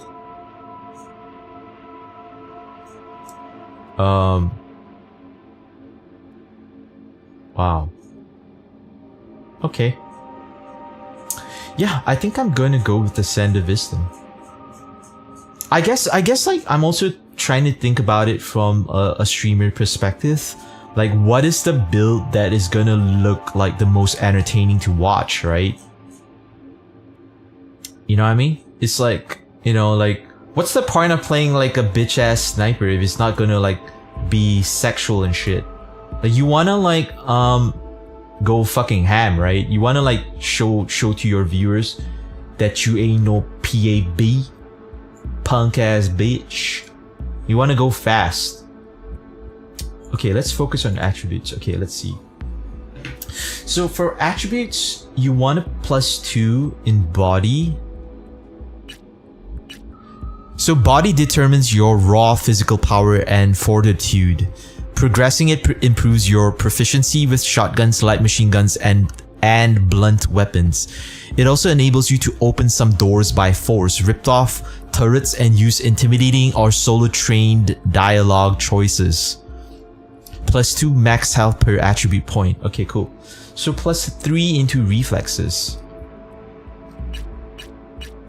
So reflexes determine your maneuverability. Oh, fuck, how do you pronounce that word? Maneuverability and ability to evade enemy attacks. Progressing the attribute improves your proficiency with assault rifles, submachine guns, and blades, and enable you to use advanced movements. It also enables you to make quick, observant remarks in dialogues. Plus 0.5% crit chance per attribute point. Okay, so +2 in technical ability.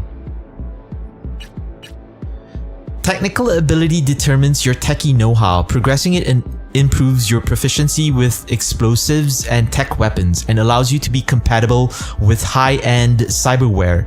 It also allows you to bypass some locks, override devices, and exhibit tech-savvy knowledge in dialogues.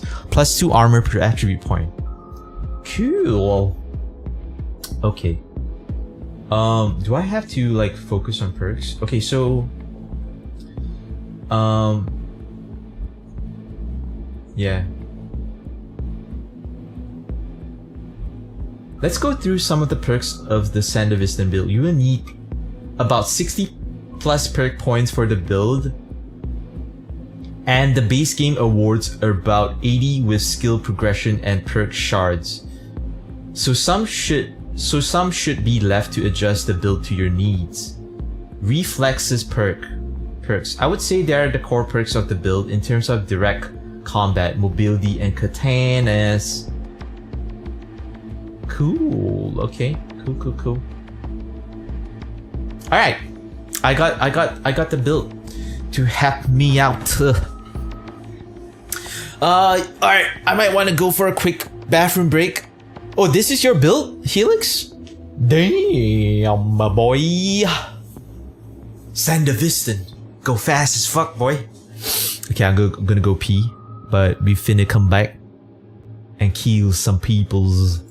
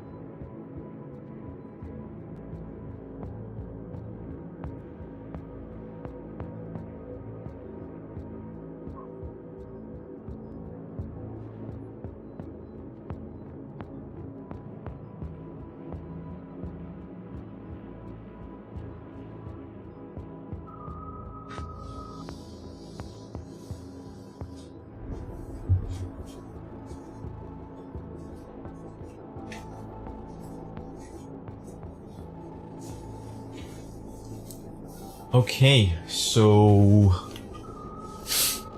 okay, let me take a look at the attributes. Okay, so endgame attributes, right? You want to have 20 in reflexes, 15 in body, 20 in technical ability, 20 in cool, 3 in intelligence. So intelligence is not a relevant attribute for the build, but what does intelligence actually do? Oh, so intelligence is for net running. Oh, and for smart weapons. Okay, cool. So net running is basically hacking, right? You're just like being a little ass bitch. I love to talk shit a lot, man. That's crazy.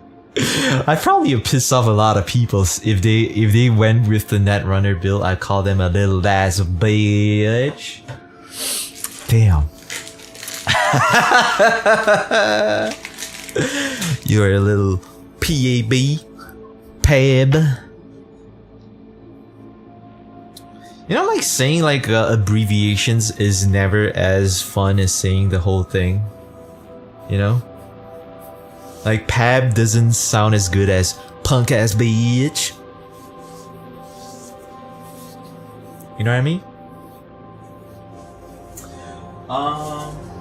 Damn.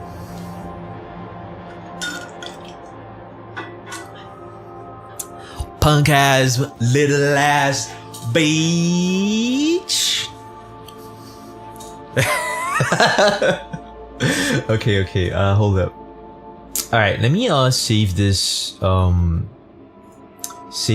page so that when I boot up the page, I'ma find it next time I play this game.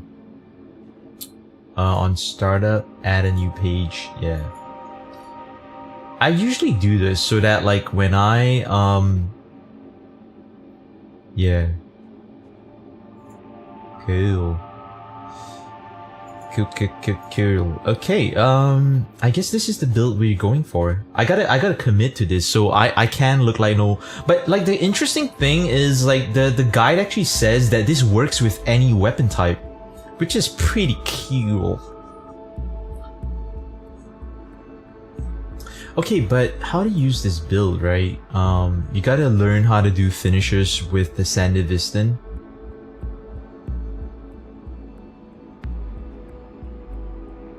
Yeah. Stamina management, I guess we gotta figure that out. Okay, look for cyberware with specific bonus rolls. When upgrading or buying cyberware, you can obtain additional modifiers. This is like endgame roles to help min-max the build. I would only invest in this once you have everything covered. To be honest, the bonuses are minimal. Okay. Maintaining high mitigation chance. This is an important aspect of the build that will allow it to survive against multiple enemies at the same time if you engage in direct combat. Mitigation chance is like a second layer of armor that works with a specific chance. Mitigation strength is what goes together to ensure how strong the mitigation effect will be. Interesting. Reaching the high critical damage. One of the selling points of this build is that you can reach a very high critical damage bonus of 150% plus when you are in the heat of combat. Oh, okay, so early game combat. Okay, let's go through some early game combat approaches. I recommend checking Cyberpunk 2077 beginner tips. Okay, cool. For additional information. Use anything on hand. The early game for melee builds is very punishing, especially on harder difficulties. So just use anything you have on hand, pistol, assault rifles, etc. With some practice and more knowledge of the game encounters, it will become fairly easy to survive difficult encounters with only melee. Use grenades. Consumable like grenades are almost another great choice to give some crowd control for free. Just throw them on the enemy that you want to stagger. This is a great way to open the encounter if you see a few enemies grouped up. Visit Ripper Dock at level 10. Once you reach level 10, a new tier of cyberware will be unlocked. For this reason, visit any Ripper Docks in the Night City. This is when you will get access to uncommon tier operating systems.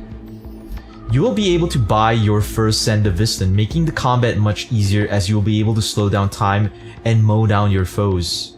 Okay, cool. So yeah, we gotta focus on early game combat, use anything on hand, use grenades, and visit the Ripper Dock at level 10. Yeah. Exploration tips. Cyberware. Combat tips. Okay, what combat tips? Clothes impact on combat. The main difference that the 2.0 update brought was that the clothes now provide minimal stat boosts for the characters, so you can just look however you prefer and not worry whether this will impede your build performance. Relic perk points, Phantom Liberty. Oh, it's the relic tree. To level up, you need to progress. Oh wow. I'm so glad I played this game like fucking right now, because like they added like so much content like people who played the vanilla Cyberpunk will never experience, because like once they are done with this game, chances of them coming back is like pretty slim. So I'd rather like wait 2 to 3 years where they added like all the additional content, you know? Wow, quick hack combos. Okay, smart weapons, healing items. Okay, cool. I guess I'll figure out the other ones as I go along. So I guess this is our build. We +2 into body. Intelligence. Yeah, minimum level. Reflexes. +3. Technical ability 5. So pretty cool. Okay, next. Biomonitor panel booting up. Alias, or is it alias V. Difficulty very hard. Backstory corpo. Few leave the corporate world with their lives, fewer still with their souls intact. You have been there, you have bent the rules, exploited the secrets, and weaponized information. There's no such thing as a fair game, only winners and losers. Very cool. Alright, so we got our attributes is 5 body, 3 intelligence, 6 reflexes, 5 technical ability, 3 cool. Confirm. Okay. Ooh. Cyberpunk 2077. Press circle to continue. Okay.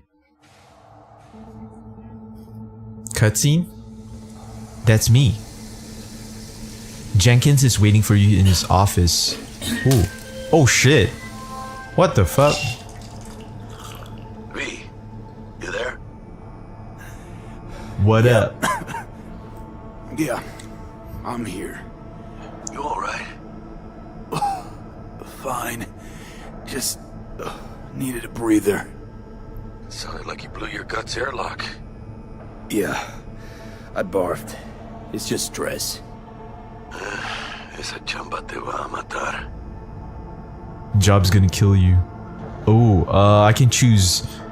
I can say to Jackie, everyone's a critic, not dead yet. Somebody turned code, gave up our agents. Oh shit. I'm gonna say somebody turned code, gave up our agents. We had a leak. My boss called. Dragged me in because we had to intervene. Everyone at Night City HQ is on edge. But no way you're fucked, right? You're the one who fixes other people's shit. Jackie, if you work in Arasaka counter intel, you're always fucked. Arasaka. Okay, I'm gonna say gotta go. Listen, gotta go. Work won't do itself. Buena suerte. What the fuck language is this guy speaking, man? Well, but welcome to Cyberpunk 2077. First time in Night City. Pay close attention to the tutorials to learn more about the basic mechanics of the game. Or if you're already an experienced edge runner, feel free to disable hints.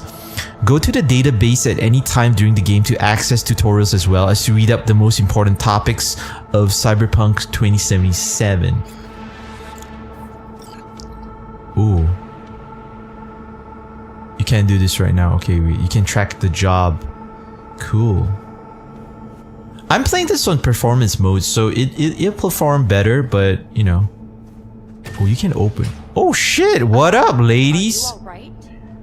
Damn, you beautiful girl. What up? What up, dude? I can't talk to these ladies? Damn, girl. What about this? It's locked. How do I take a look at my character from third person? I guess it's pretty hard, right? Leave the bathroom. Wow. The environment is really cool. They got like trees that glow. Active jobs are marked on the HUD. Okay, cool. Okay, you can do that right now. Cool, cool, cool. Prologue. I guess you can run by holding the L3. What up, bitch? Don't talk. You don't talk? Why not? Little ass bitch. What up, girl? It's all linked. What There's a is? small leak. A few hours later, we lose lunar base licenses. Why is my eye level like so low? It's like this bitch is taller than me. Jenkins' problem. 2067. An Arasaka bodyguard shields the Emperor of Japan from an assassin's bullet. How will Arasaka shine? 2071. Arasaka security forces prevent mass riots in San Francisco. Wow, Arasaka is a corporation. Corpo red background is the best. Really? Did you also choose Corpo? I'm a Corpo, a family of empire. Read. Ooh, I found like something to read. A family of empire. The legacy of Arasaka needs no introduction. The Arasaka Corporation is one of the world's most powerful, with offices located in every major metropolis across the globe. For years, it has been behind the proverbial wheel of our planet's economy and society. The history of Arasaka in Night City is deserving of its own article, but suffice to say, the media industry in our city follows the family behind the megacorp as closely as they do share prices. The story of the Arasaka family is one of empire, a true dynasty under the rule of patriarch Saburo Arasaka. Rumors of the great Saburo's retirement and cession of company control as well as of its closely guarded secrets to his daughter, Hanako, and son, Yorinobu, have come and passed in recent years. But has the time come where such rumors may finally contain a grain of truth? Okay. Our source reports that Yorinobu Arasaka is currently in Night City, but not for a social call. And yet if Yorinobu is strategizing a move for the throne, what of Hanako? Experts who follow the family closely unanimously agree that due to ideological differences between Saburo and Yorinobu, Hanako will likely cement herself as the one true heir to the immense fortune and power of the Arasaka family. However, reality is hardly ever so predictable. Familiar power dynamics can shift in an instant. For example, what would happen if Hanako fell from favor at a time where Yorinobu had his father's ear? And what scenario might cause such a fall? No family is without its secrets, and the Arasakas are no exception. After all, what appears first as heaven appears second as hell. Japanese proverb. Oh, you played as Corpo and Nomad background. Damn. I don't want to be Nomad because I don't want to be poor. Because poor people suck. I'm just saying. Like, if you can choose, right? Like, being a corpo means like you are the upper percentile. You know what I mean? That means you eat at more expensive restaurants. Okay, so let me try to break down what's happening. So the Arasaka Corporation is pretty powerful. They have offices in every major city across the globe.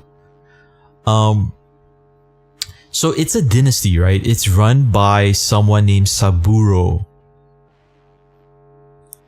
Apparently there's rumors of that he already retired, but it's not for sure. And he got 2 children. One is Hanako and one is Yorinobu. Hanako, Yorinobu. So at the moment, Hanako is favored to become the heir of Arasaka. But, you know, you never know if Yorinobu might take over. So that's basically what I gather from reading this. Cool. The fuck are these people doing? You're meditating?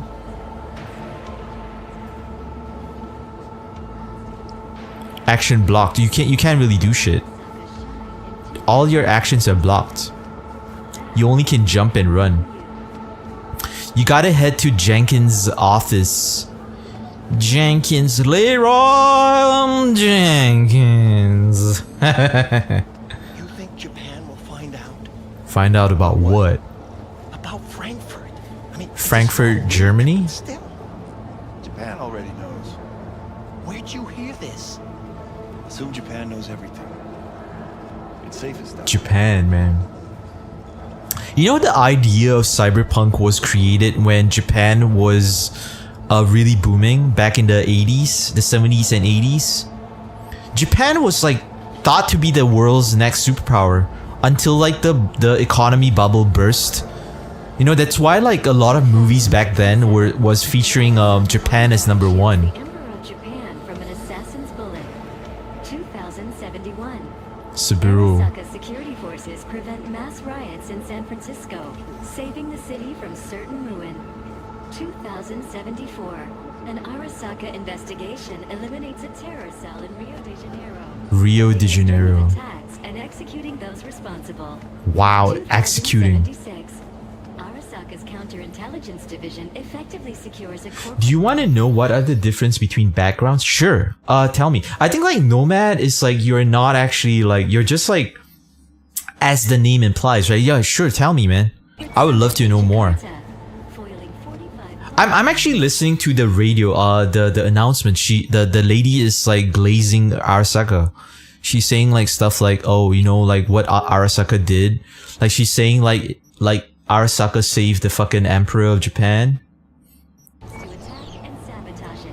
I'm just walking around. It's the difference when you talk to people. Oh. So it's like your different class system, right? So why would I not... Oh, isn't that robot from RoboCop? Wow, this is a really cool mech. Oh fuck, I think this is actually a robot you can fight later. 3. They took out another Militech assassin near the border. Militech. Militech sounds like another company. So if you are a corporal, when you talk to a fellow corporal, you get extra dialogue. Wow. So that encourages like multiple playthroughs type shit. Can I talk to this guy? Get away from me. Shut your bitch ass mouth, boy. I'm the main character. What up, Why is girl? this taking so long? It's because of what happened in Europe. I heard. Oh, data leak leak in in Frankfurt. Ugh, half-brain management we're gonna pay for in sweat. Frankfurt, Germany. ED209, right? Yeah, it's kind of, but it looks like way better. Yeah. Oh, I guess you can't really go outside.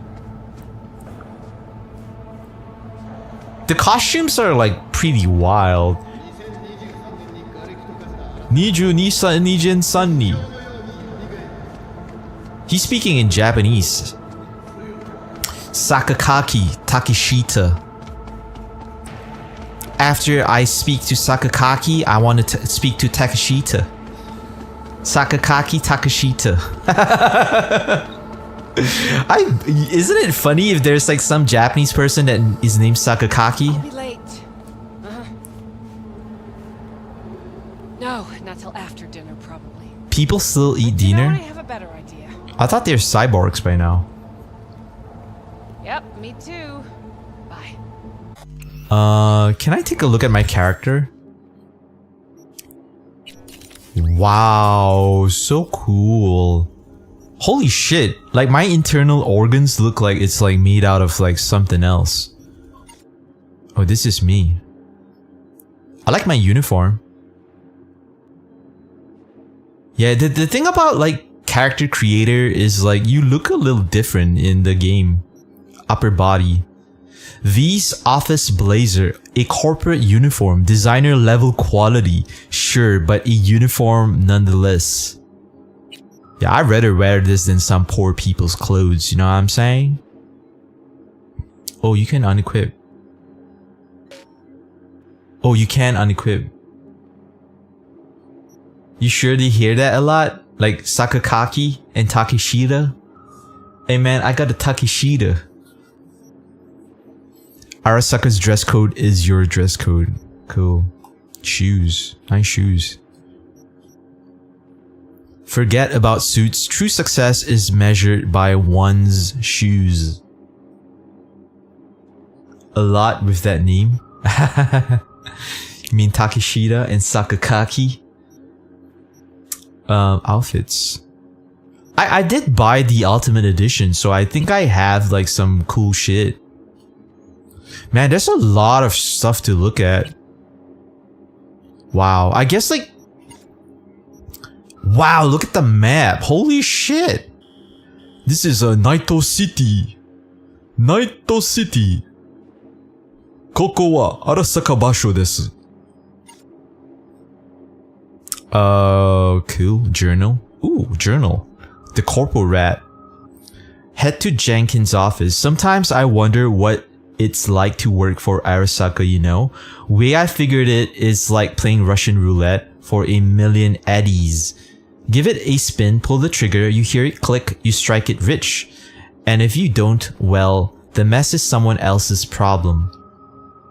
So I guess like the currency in this game is called eddies.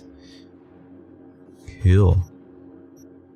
Ooh, wow, look at that. I think like what is so cool about the corporation thing, it kind of like echoes, you know, the Weyland-Yutani Corporation from the Alien movies. It's like the corporations is like so fucking massive and it's like more than likely evil because like everything they do is like fucking gain of function to try to like get as much money as possible, you know, and like make all their investors happy. Okay, so there's a couple of organizations, right? Arasaka, Kangtao, Biotechnica, Zeta Tech, Militech, and Trauma Team. So corporations. In the latter half of the 21st century, corporations are intentional financial behemoths, mega corporations. They have their own political aims, even waging more or less open conflicts against the competition. It's no exaggeration to say that corporations are what shapes the reality and life of an ordinary person. Just take a look around. Every object in your home came off some production line in a factory belonging to one of the megacorps. Another one delivers electricity to your home so you can watch TV news on a media conglomerate's channel, which in turn has corporations as a majority of its shareholders. Everything you drink, even to a certain extent the air you breathe, it all comes from global concerns. Even if you're blissfully unaware of this, the corporations still influence every aspect of your life. They're at your fingertips. Ah, those fingers are chrome? What manufacturer? Exactly. Damn. You know what's funny? I think like in our world, it's like BlackRock, Raytheon. Well, what's the other ones? Right? The most infamous one, corporation that is going to be like Arasaka is BlackRock. They own everything. I think they even own Disney type shit, right?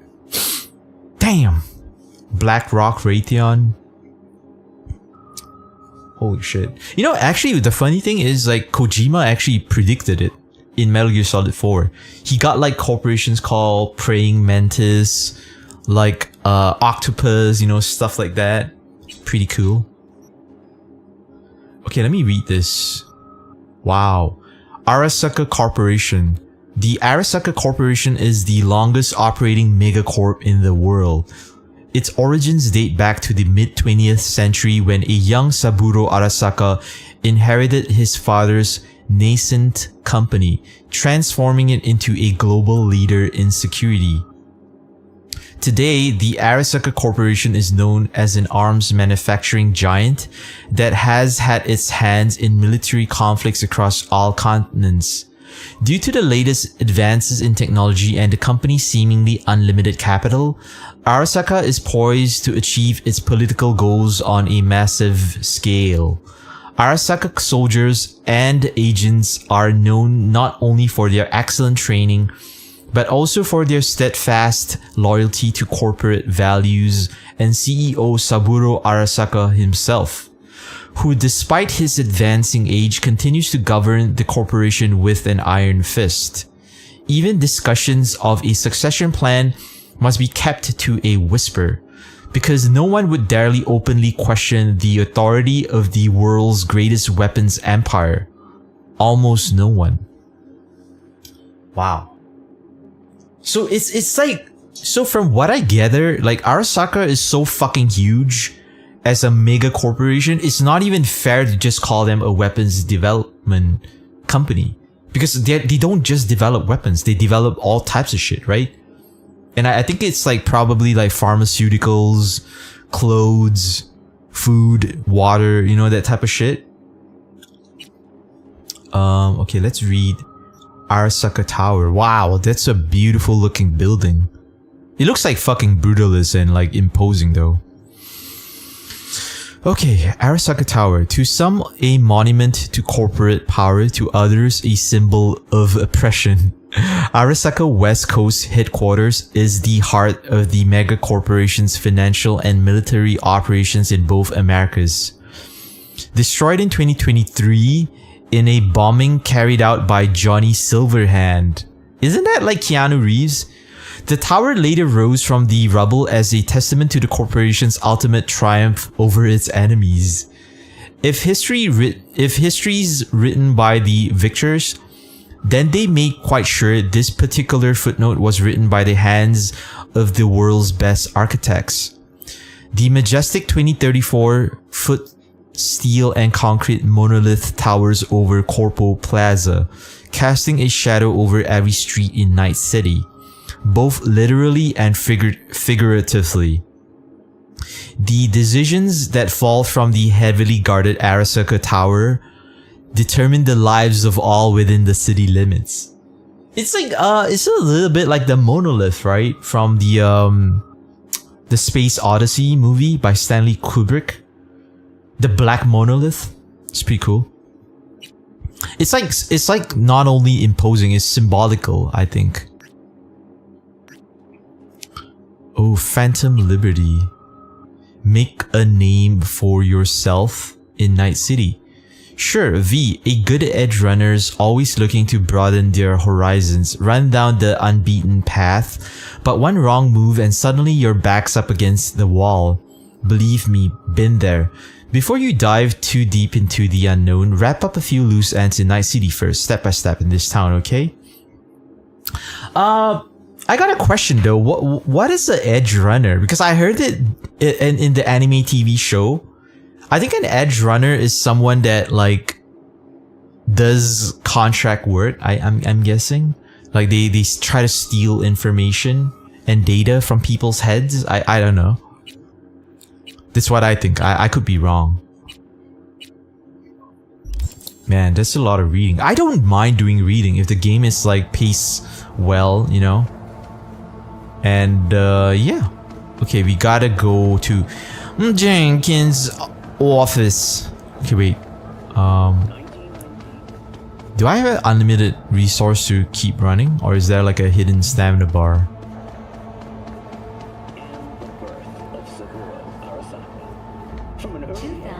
Holy shit! Look at that. Arthur Jenkins. You were supposed to be here an hour ago. Oh, I got held up. Got held up, but I'll be right there. Fucking Frankfurt. That Abernathy bitch will probably dump it in our laps. Hanging up. I'll be in my office. Wow, they got some really old footage. Wow, he served in the army? Arasaka Tower counter intel. Oh shit, what up? Holy shit. 3 of ours. Now we're evacuating the rest of our facilities in that part of Europe. Military. What's the status of the 3? They're dead. Once everyone else is safe, we'll issue a statement to the media.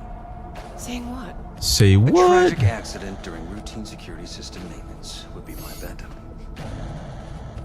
I wish I can view my character in third person a little bit, just to see how I blend in. Damn. What the fuck is this? It looks like an alien dildo. Man, these don't look no traditional Japanese artifacts. This looks like something more modern, more contemporary. Cause everything now looks like something you can shove up your ass. Mr. Jenkins asked for you. He's in his Yeah, office. nice hairstyle, dickhead. Hey V, it's been ages. Stop pretending you It's me, like. Frank. We met during Icefall, East Coast. Remember? I remember you. How have you been? I didn't know you were in Night City. How have you been? You know how it is. A week ago, I was still in Cape Town. Oh. I heard you're in counter intel. Must have a shit show on your hands Counter right now. intel. Frankfurt. Jenkins is your lead, right? Is he what everyone says he is? Heart rate elevated, cortisol level elevated, 5 pending notifications from quantified Satori. Pharma report neuro boost, 50 milliliter dose increase advised, daily intake reports. Okay, I'm gonna ask him like, Everything okay? what are people saying about Jenkins? What's everyone say about Jenkins? That he's effective, like any psychopath. Apparently, he's gone a little crazier lately. Hey, he's in a tough spot. The director was supposed to greenlight his promotion when the Japanese arrived. She stabbed him in the back instead. Damn. Okay, who do you work under? And you? Who do you work under? Abernathy. Oh. She's really good. Came up with the whole Cape Town ploy on her own. Abernathy. The bitch who burned my boss in the promotion to Spec Ops Director. Oh, shit. You know how it is. Things happen. Yeah, they do indeed. So tell me about Cape Town. Tell me about the op in Cape Town. Operation Cargo. You know about it? Arming local conflicts in Africa. I didn't know that was you. It was me. We dumped crates full of rifles into the ocean. They had to be pulled out using borrowed fishing boats. Same old circus, but hey, That's how wars are won. Okay, I need to run. Listen, sorry, in a bit of a rush right now. We'll talk another time, okay? Sure, sure. Frank. Good seeing you again. See ya, V. My name is V. V for vagina. What up, girl? Damn. Active. System security confirmed. Holy shit. It's like, I don't know, like Cyberpunk, the world of Cyberpunk is like, imagine if you work in an office like this. It's a huge major eyesore. But it looks cool as fuck though. Damn, look at the meeting room. Contents absinthe. Consumable. -10 movement speed, -50 accuracy. Oh, it costs $9. But you can just take it? Is that not stealing? Absinthe is like also it's actually a real life cocktail ingredient. But they spelt it differently in this one. He lobbied them hard for it when they flew in from Tokyo. Director of Special Operations with his file? The Japanese might buy it.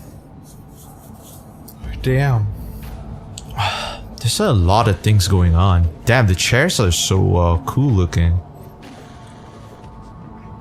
I think like even designing chairs and tables in this game is gonna be a bitch, because you gotta make everything like look overly designed for the year 2077.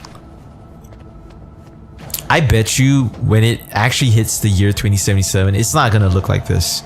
Ain't no way.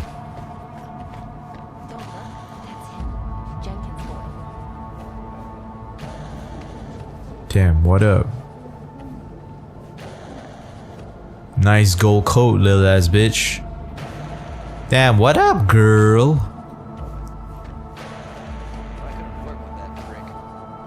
Have I not seen you somewhere before? I'm somewhere famous. What up, bitch? Oh, I guess that's his office. Oh, wait, I'm just looking around. Oh wait, there's something on the desk. The Valar mission back to square one. The failure of the Valar mission, which undermines the progress of the Lyserl 3.0 program and our understanding of exoplanet group 972609, may be definitive proof that the current space race is hindering overall space exploration efforts rather than fueling them through noble competition. In 2060, Legarreta predicted that the pace of technological development at the time would lead to the confirmation of the existence of white holes and the discovery of a theory for quantum gravity within 15 years. Alas, those 15 years have come and gone. Perhaps if the ESC, SRC, and Orbital Air tried to cooperate and share information in the spirit of science for a change rather than torpedoing each other's research, the situation today might be very different. I do not claim to be a visionary as Legarreta was, but I would bet my last $1 that the next major mission success will launch from O'Neill 1, not Earth. Wow. So even science is like competitive. Because I bet like the data they get from like the research will like profit the corporations, right? Get them out now. Just be discreet. Damn. Something had happened in Frankfurt. Apparently there was like a data leak type shit.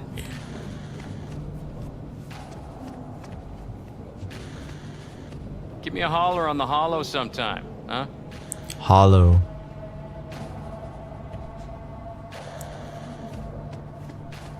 Oh, there's something here. Tamed Dragon, a biography of Yorinobu Arasaka. Okay, so Yorinobu is the son, right? In many ways, the story of Yorinobu Arasaka resembles an ancient parable.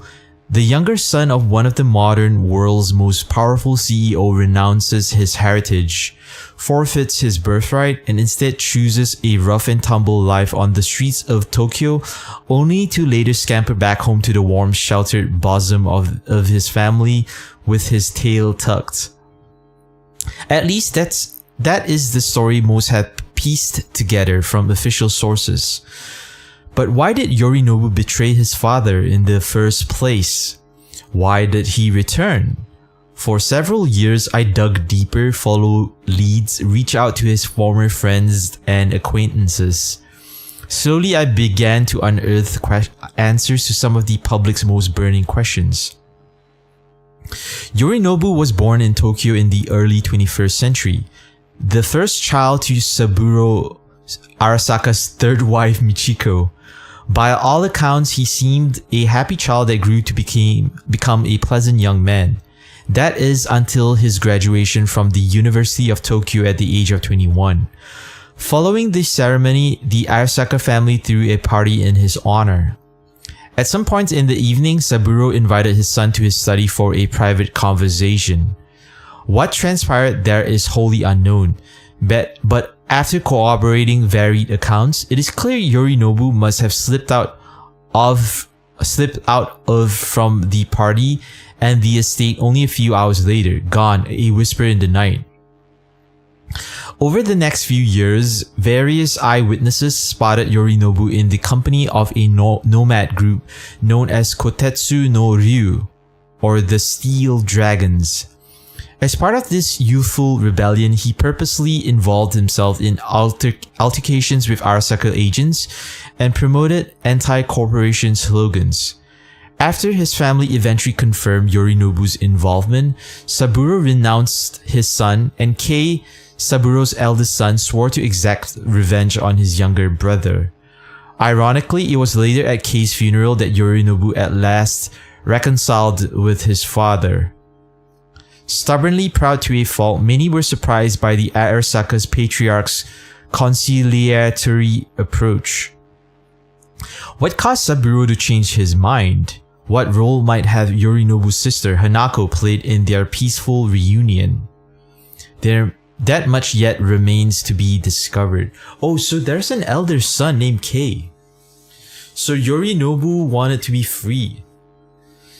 Damn, Saburo. I gotta remember that name. Saburo is like the boss. Saburo. Saburo.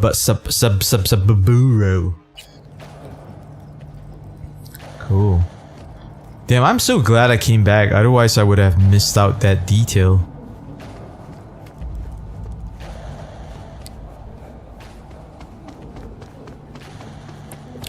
Okay, maybe there's other intel I can pick up. Oh, there's one right here. Konpeki Plaza. Luxury, beauty, discretion. What holds more power than a place, an idea? Konpeki Plaza is more than a hotel. It is a space in which reality is curated to even the most refined tastes and sensibilities. At Konpeki Plaza, you'll find 420 exclusive apartments, 20 conference rooms, 14 fully equipped pools, and the finest bars, restaurants, and that which cannot be measured by numbers alone. Luxury, beauty, and discretion. Our world-class customer care will fulfill even the deepest needs and desires of our guests, turning your stay in Konpeki Plaza into an unforgettable experience.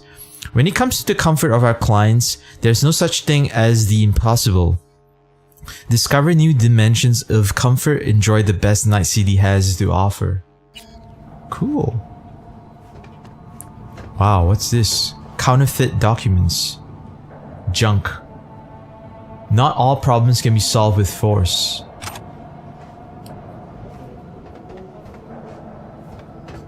It's so funny seeing someone with a cell phone, because you would think like around this year, like everything would be implants in your brain. Like if you call someone, you just directly speak to them.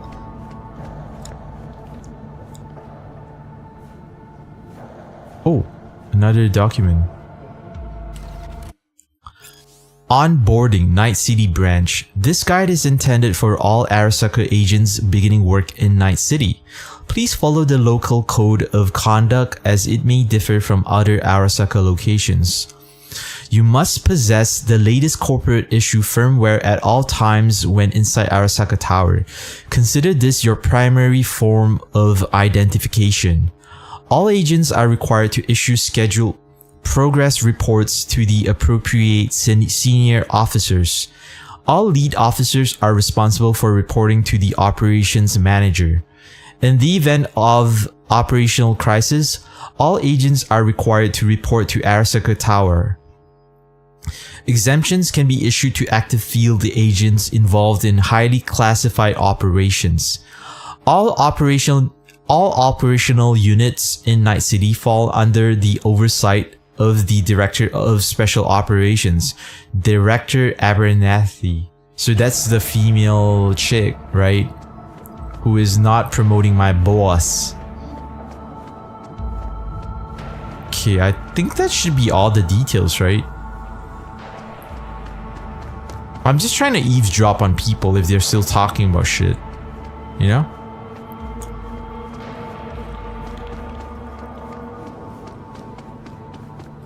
What up, bitch? Nice clavage. Nice. I like the minimap. Minimap's pretty cool. Please enter the antechamber. Antechamber? What the fuck? You gotta go through a antechamber just to meet your boss? Sorry. Oh. I tried to talk to this guy, but...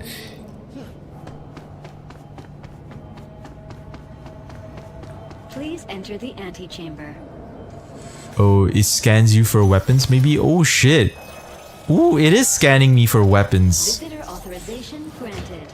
Are you online? Have a seat, V. Be right with you. We have to handle this voting issue before we lose our bases in the sea of clouds. They're about to begin. What's the situation?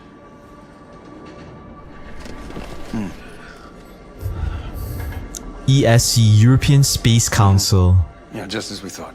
The fuck? Cool. You know what to do. Start now. Oh shit, what the fuck? What happened there? Oh, someone hacked their shit. Probably a netrunner. Director Abernathy. I watched the vote.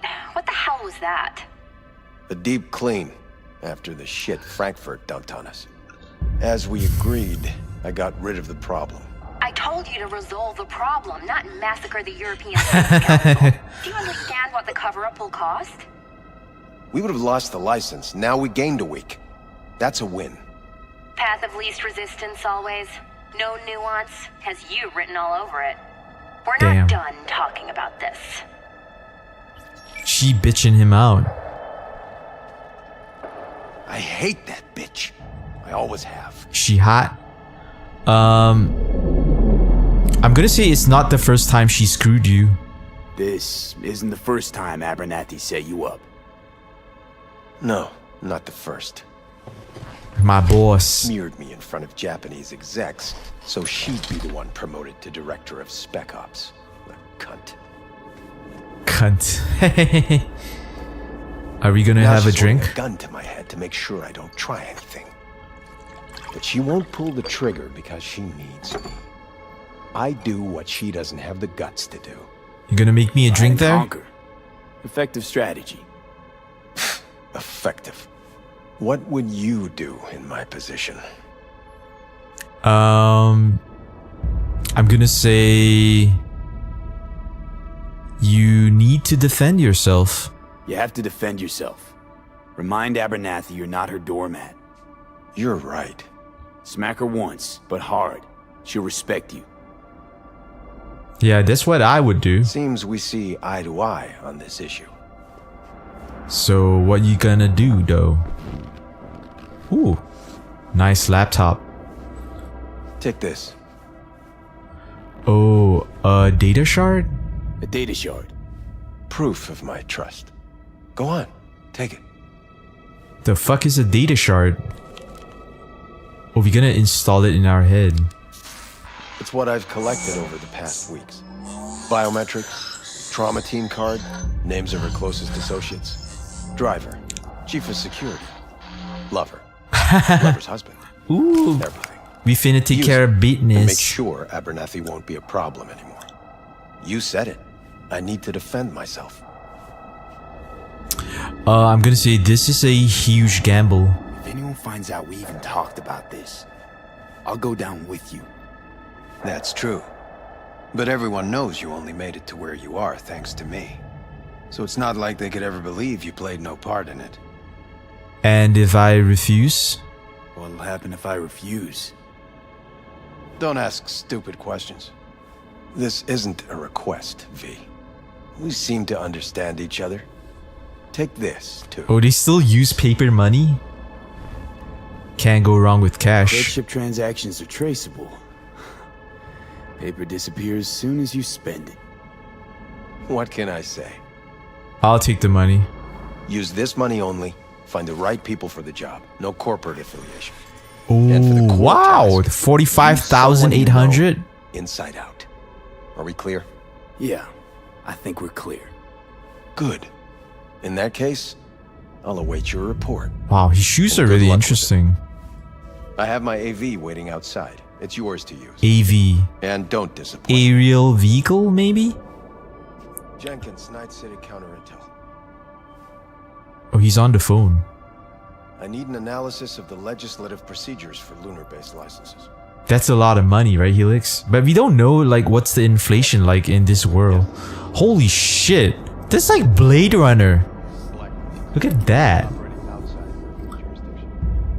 There's like some stick drift I feel in my controller every time, like not my controller, maybe it's just the game, like my character, like the camera angle keeps panning to the left. I don't know why. On the authority of Director Abernathy, yes. Wow. Pretty cool. It's a very ambitious looking game, but okay, can I adjust the visuals a little bit? Let's take a look at the settings. So graphics, video, HDR mode. Let's try this. Is it better? It's like a little brighter, but it doesn't really do anything. Yeah, I don't know if it does anything. It's like that shopping cart at the supermarket that one has one faulty wheel that keeps turning to the right. Yeah, a little bit. Did that happen with your game too? Is that like a bug? Ooh, you can see the other corporation from across the street. Kang Tao! Is there like a Militech? No, I don't see one. So Kang Tao is nearby. Holy fuck. Oh, Militech is just right in front of us. Holy crap. It's kind of fucking ugly, man. If you really look at it, it's like, holy shit. Do you really want to live in a place like this? You need to talk. Listen, Oh, he's on the phone. Say again? Oh, that's really cool. Kang Tao is opportunity in Hokkien. Oh, really? That's clear. Kang Tao. So they Chinese, huh? Kang Tao. Opportunity. Ooh, who is this? I have those reports you asked for? You're late. They were supposed to be ready yesterday. I know, but I have them now. Cool. Send them to my inbox, and you and I will have a word about this later. Oh shit, Jackie Wells. Oh. Baby, you alive? How's things in the Viper pit? I need your help. Need your help, Jack. Got some biz. Always biz with you, mano. You in some trouble? Not yet. Right now, I just need a soul I can trust. Soul. That kind of sounded like a yes. Meet me at Lizzie's. Be there in an hour. Okay, read the report on your personal terminal. Oh, I got a personal terminal?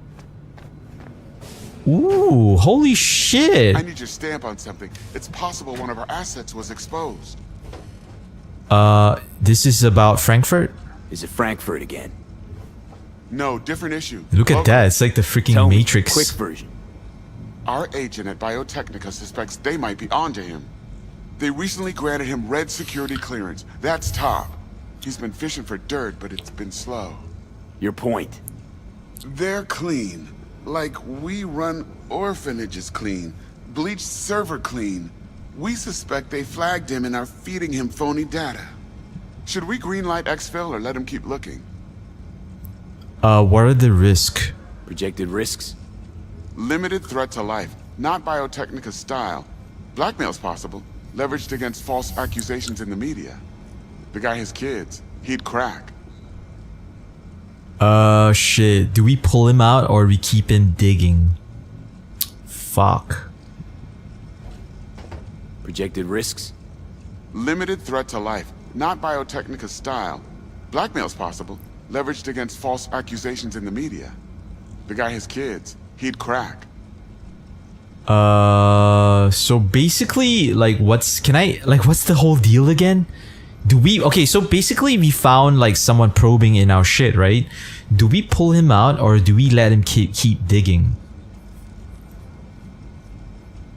I mean, we could pull him out.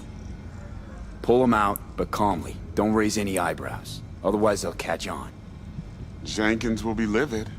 I'll handle Jenkins. Understood. Okay, pull him out. Okay, cool. Cool. So this is my work desk. Wow. Open drawer. What I got? Ooh, candy? Trauma team card. Oh, that's the Witcher magazine. Look at that. It's like retro gaming, game of the month. The Witcher Wild Hunt. Pickup card. What is this card? Insurance card. I don't need it? Use cognitive booster. Oh shit.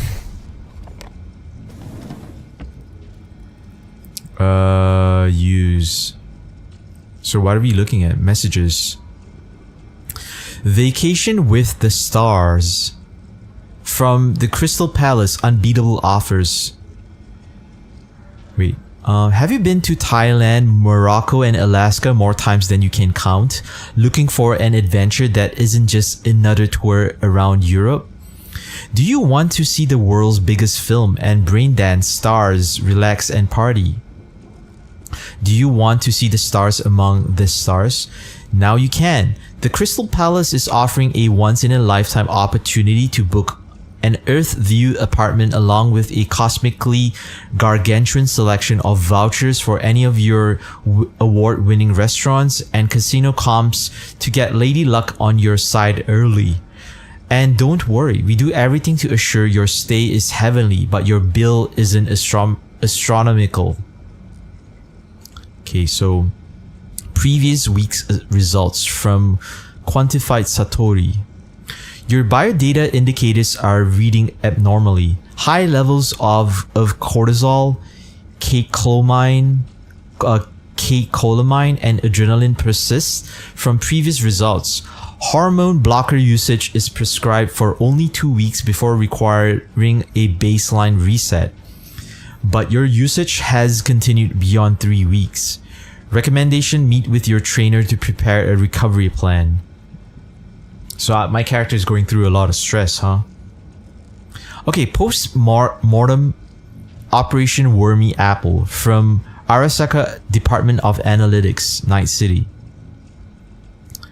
The meeting of the Department of Operational Oversight Committee finds as follows regarding Operation Wormy Apple. The operation was executed without following proper procedure, thus putting agents' lives and most importantly company reputation in jeopardy. The operation's success is due solely to the fact that Petrochem committed errors which proved most costly than our own. All personnel involved in planning the operation will be subject to internal audit.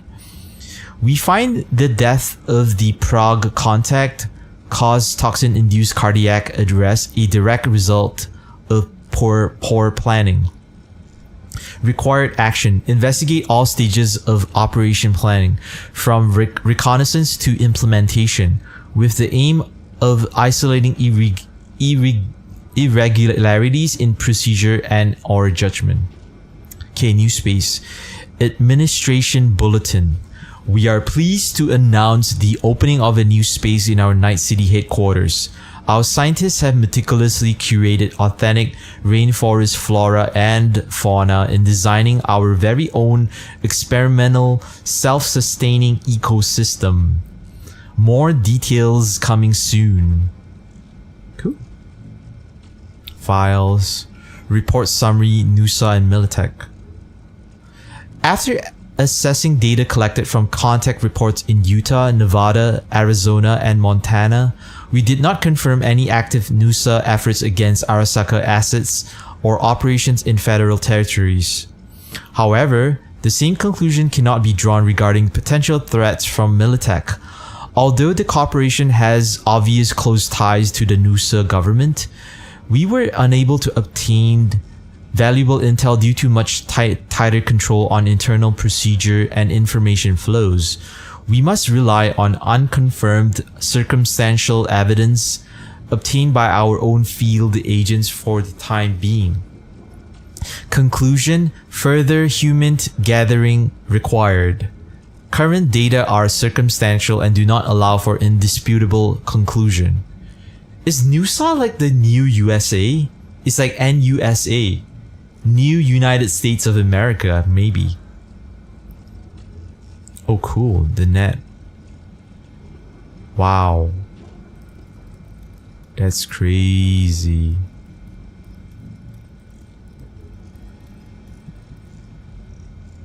So we can click on any of these.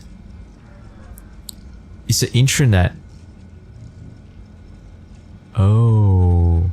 Employee, okay wait, so profile, Superior Arthur Jenkins. Training, creating and maintaining intelligence networks, establishing defense of corporate assets in the event of armed conflicts, crisis impact analysis.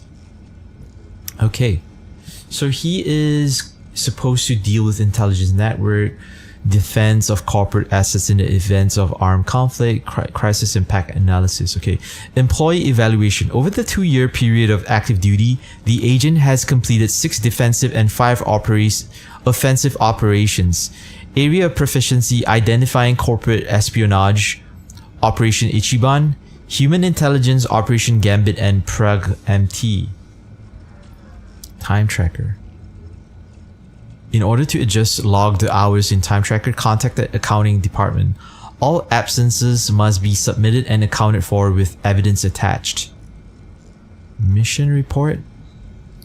Wow, okay, so ARSC Intel Adohira. Description: a full reconnaissance was executed on Arasaka factory premises in the district of Watson. Agent V tracked and intercepted a spy from Baskin Undercover Incorporated. During the operation, 3 Class H workers were killed. The spy is suspected to have been acting upon Militech's orders. Mission status completed, success. So basically, from what I can gather, is like the corporations are like doing everything in their power to undermine other corporations. So they will hire like mercenaries and, you know, violent and like you know, techie people or whatever to undermine other corporations. So it seems like Arasaka have like a rivalry with Militech, but I'm still not sure what's its relationship with, you know, Kung Tao and other. I guess it's all the same. Like every one of them wanna like, you know, do corporate sabotage. Okay, employee evaluation. Agent V exhibits a high degree of personnel initiative and has proven himself an effective autonomous operative, albeit difficult to control. As a clever and ambitious individual, Agent V is suited to working in the field.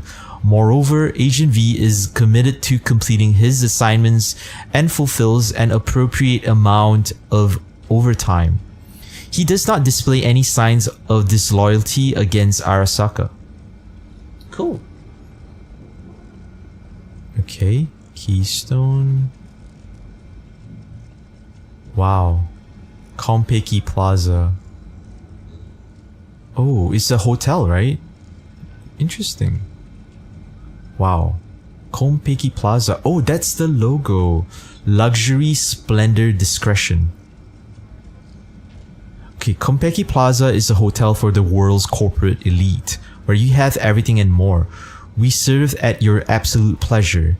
In our ambiently lit spacious rooms, you'll find peace and tranquility, or if you so desire, company at the snap of your fingers.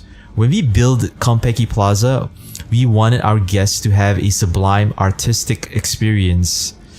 American largesse and Japanese minimalism combined. We are wealth in moderation, moderation in wealth. Our walls are made from gilded oak and marble and adorned with works of art from the finest artists. Even our employees are modified for your viewing pleasure. Holy shit. Won't you stay a while? Choose a room with a view of the bay or marvel at Night City's skyline from the 40th floor. Oh, there's a typo here. They didn't spell from properly. They spelled it as form instead of from. Whether you're here for business or leisure, your comfort is our pleasure. Hotel. Our hotel boasts 80 floors, 420 rooms, and 20 conference halls. Our top floor penthouse is reserved for our VIP guests. Our guests have a range of 24-hour facilities at their disposal. A fully stocked bar, art gallery, sauna, and swimming pool, gym, massage parlor, and other attractions on the ground floor or in the sub-levels. We wholeheartedly encourage you to apply for all of our service openings. Okay, let's check the news. Our hotel was recently graced by the presence of Xiao Han Ling, one of the board members of Kang Tao. Mrs. Ling stayed with us for almost an entire week. She described her stay to the media as captivating. We are so humbled. Coming soon, 15% discount for 3 days in one Konpeki Plaza. Don't wait. This is your chance to experience true luxury, Night City style. Good news for regulars. We have opened a new brain dance parlor on level 3 where you can watch the latest hits, cult classics, and much more. Must be 18 years or older to enter. Cool, brain dance parlor. I'm guessing like that's a strip club? Careers. Konpeki Plaza is famous for its top quality service. Our guests can expect the highest level of professionalism and discretion from our employees. Accordingly, prospective employees must have above average looks, speak at least 4 languages including English and Japanese, be in good physical condition, be prepared to install 4th generation cyberware throughout their body. Note, must be returned in case of contract termination. If you fulfill all the requirements, write to us at the email. Wow, this is funny. This is pretty cool. Oh wait, hold up. Wow, there's a lot of stuff to read, but I'm pretty intrigued. So I think like today we're gonna do a little bit of reading in this game, you know? I just want to find out more about the world. For sure. It seems like the logo for Konpeki Plaza is really similar to Arasaka. You know? Man. Trauma Team International. So basically they have privatized medical care, right? Medical services. Okay, so Trauma Team is here to provide you with 24/7 care. Our services are comprised of 2 main components. On the ground services, we offer 24/7 emergency AV dispatch, which includes a reflex booster ready pilot, armed safety experts, and military trained paramedics. If a client is in danger, an AV squad receives their GPS signal, allowing them to arrive on the scene within minutes to provide protection and treatment. Reaction time and additional perks are dependent on your insurance package.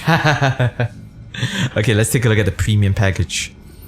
Live longer, choose the premium package. We strongly encourage you to purchase a package that will guarantee your 100% safety both day and night. This offer includes emergency patient transport, surgery and nanosurgery, post-trauma rehabilitation. Okay, trauma drama member access. Ooh, do I have a password? Page not found. Wait, so I don't even have access to it? What the fuck? Wait, hold up. Wait, don't I have a password? I'm just a guest? Oh, that's funny. Okay, contact. Questions, okay, cool. So that's the trauma team. What is 8 vote? Who will get help? Who will be left behind? Only you can decide. Choose from one of this month's top 3 candidates. Refugees from flooded Netherlands and Belgium. Yes 23%, no 77%. Alaskan government towards purchasing a frost corn license. Yes 11, no 89%. Farmers in the Amazon plains towards increased defense against nomads. Yes 72, no 28%. It's up to you to decide who deserves humanitarian aid from our donors. Wow. Holy shit. Crystal Palace. 10 casinos, 5 pools, a cutting-edge brain dance studio, the best restaurants in the Milky Way. Want to know what paradise tastes like? Don't wait, fly into orbit today. Wow. Ziggy Q, Crystal Palace ambassadors. We've proudly informed you that one of the most famous stars from the big screen has become an official partner of our orbital station. Coming soon to, quote, Night After Night with Ziggy Q, quote, a series of interviews with our residents.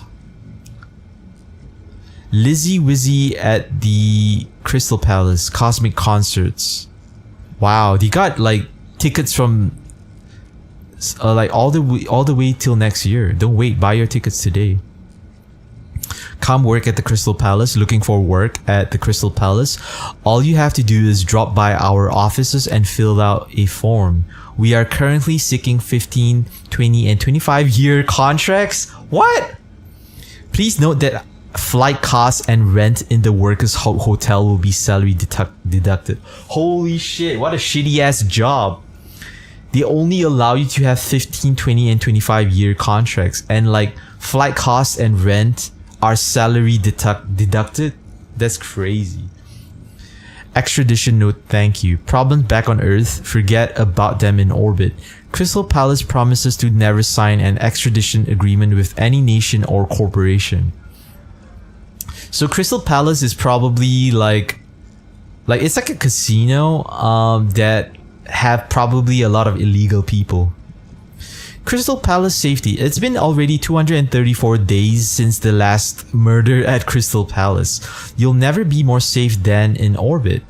The Crystal Palace has no smog, gangs, corrupt police, acid rain, earthquakes, tornadoes, fires, or floods. So what are you waiting for? Come join us today. That's pretty cool. Pretty cool. Delamain. Welcome to the Delamain service. Leave your problems at the door. Delamain means comfort and safety. In a city where firearms are as common as personal links, our armored limousines will guarantee you your peace of mind. Not only are we the highest caliber taxi service, we are also pioneers in the field of transport innovation. Year upon year, we upgrade our vehicles with even greater functionality to improve our trademarked passenger protection system, PPS. According to recent surveys, we are the most widely chosen transport service in Night City, a fact we are grateful for.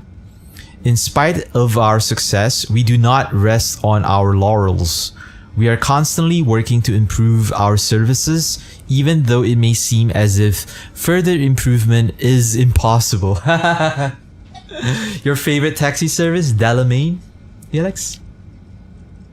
Okay, service. Our fleet of self-driving armored vehicles is available to clients anywhere, anytime. Clients using Delamain service automatically receive basic health insurance, protection against potential attacks, riveting conversation with a good-humored AI avatar.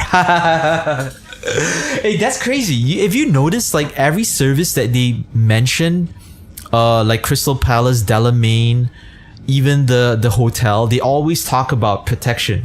It's like Night City is a fucking dangerous place to live at. Even the trauma team have that thing, you know, like, oh, they will come and help you out, you know, and provide you protection and medical care. It's like everyone's always trying to kill everyone. Auto insurance. Yeah, the auto insurance is hilarious. Automatically receives basic health insurance. That's crazy. Oh, they got the Excelsior package. Excelsior package for more adventurous passengers. We recommend the Excelsior package, which includes the base package plus coverage, complete health coverage, active passenger medical scan, combat mode, free corpse disposal in the event of death. Wow.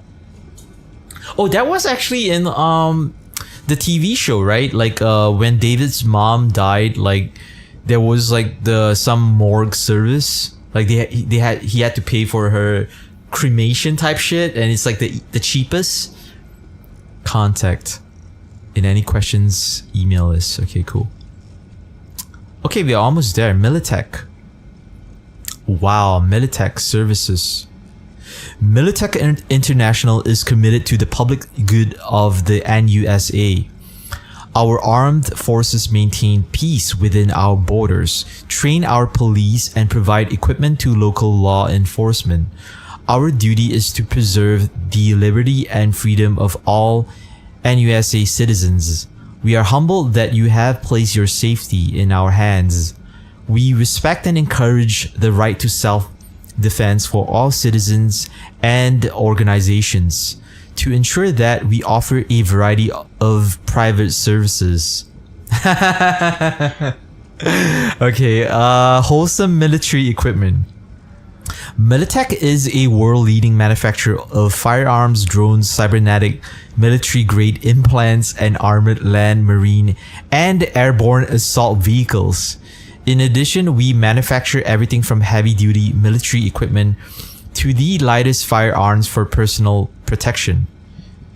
Security services and training. We are proud to have the foremost professional soldiers in our ranks. Their discipline, loyalty, and effectiveness ensure the success of any defensive operation. In contrast to ordinary mercenaries, they are principled and reliable.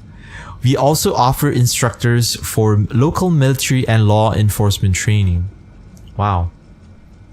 So this is like this is like a military manufacturer and service provider.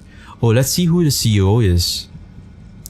Since the very beginning, Militech has been led by strong and decisive leaders who are guided by timeless moral values. Moral values my ass, bro. Hell no. What the fuck, man? How do you give like a fucking military company the word moral values? Okay, in 2023, General Donald Lundy led his soldiers to victory in the Fourth Corporate War. Fourth Corporate War. What the fuck? Corporate War. Liberating America from enemy Arasaka forces.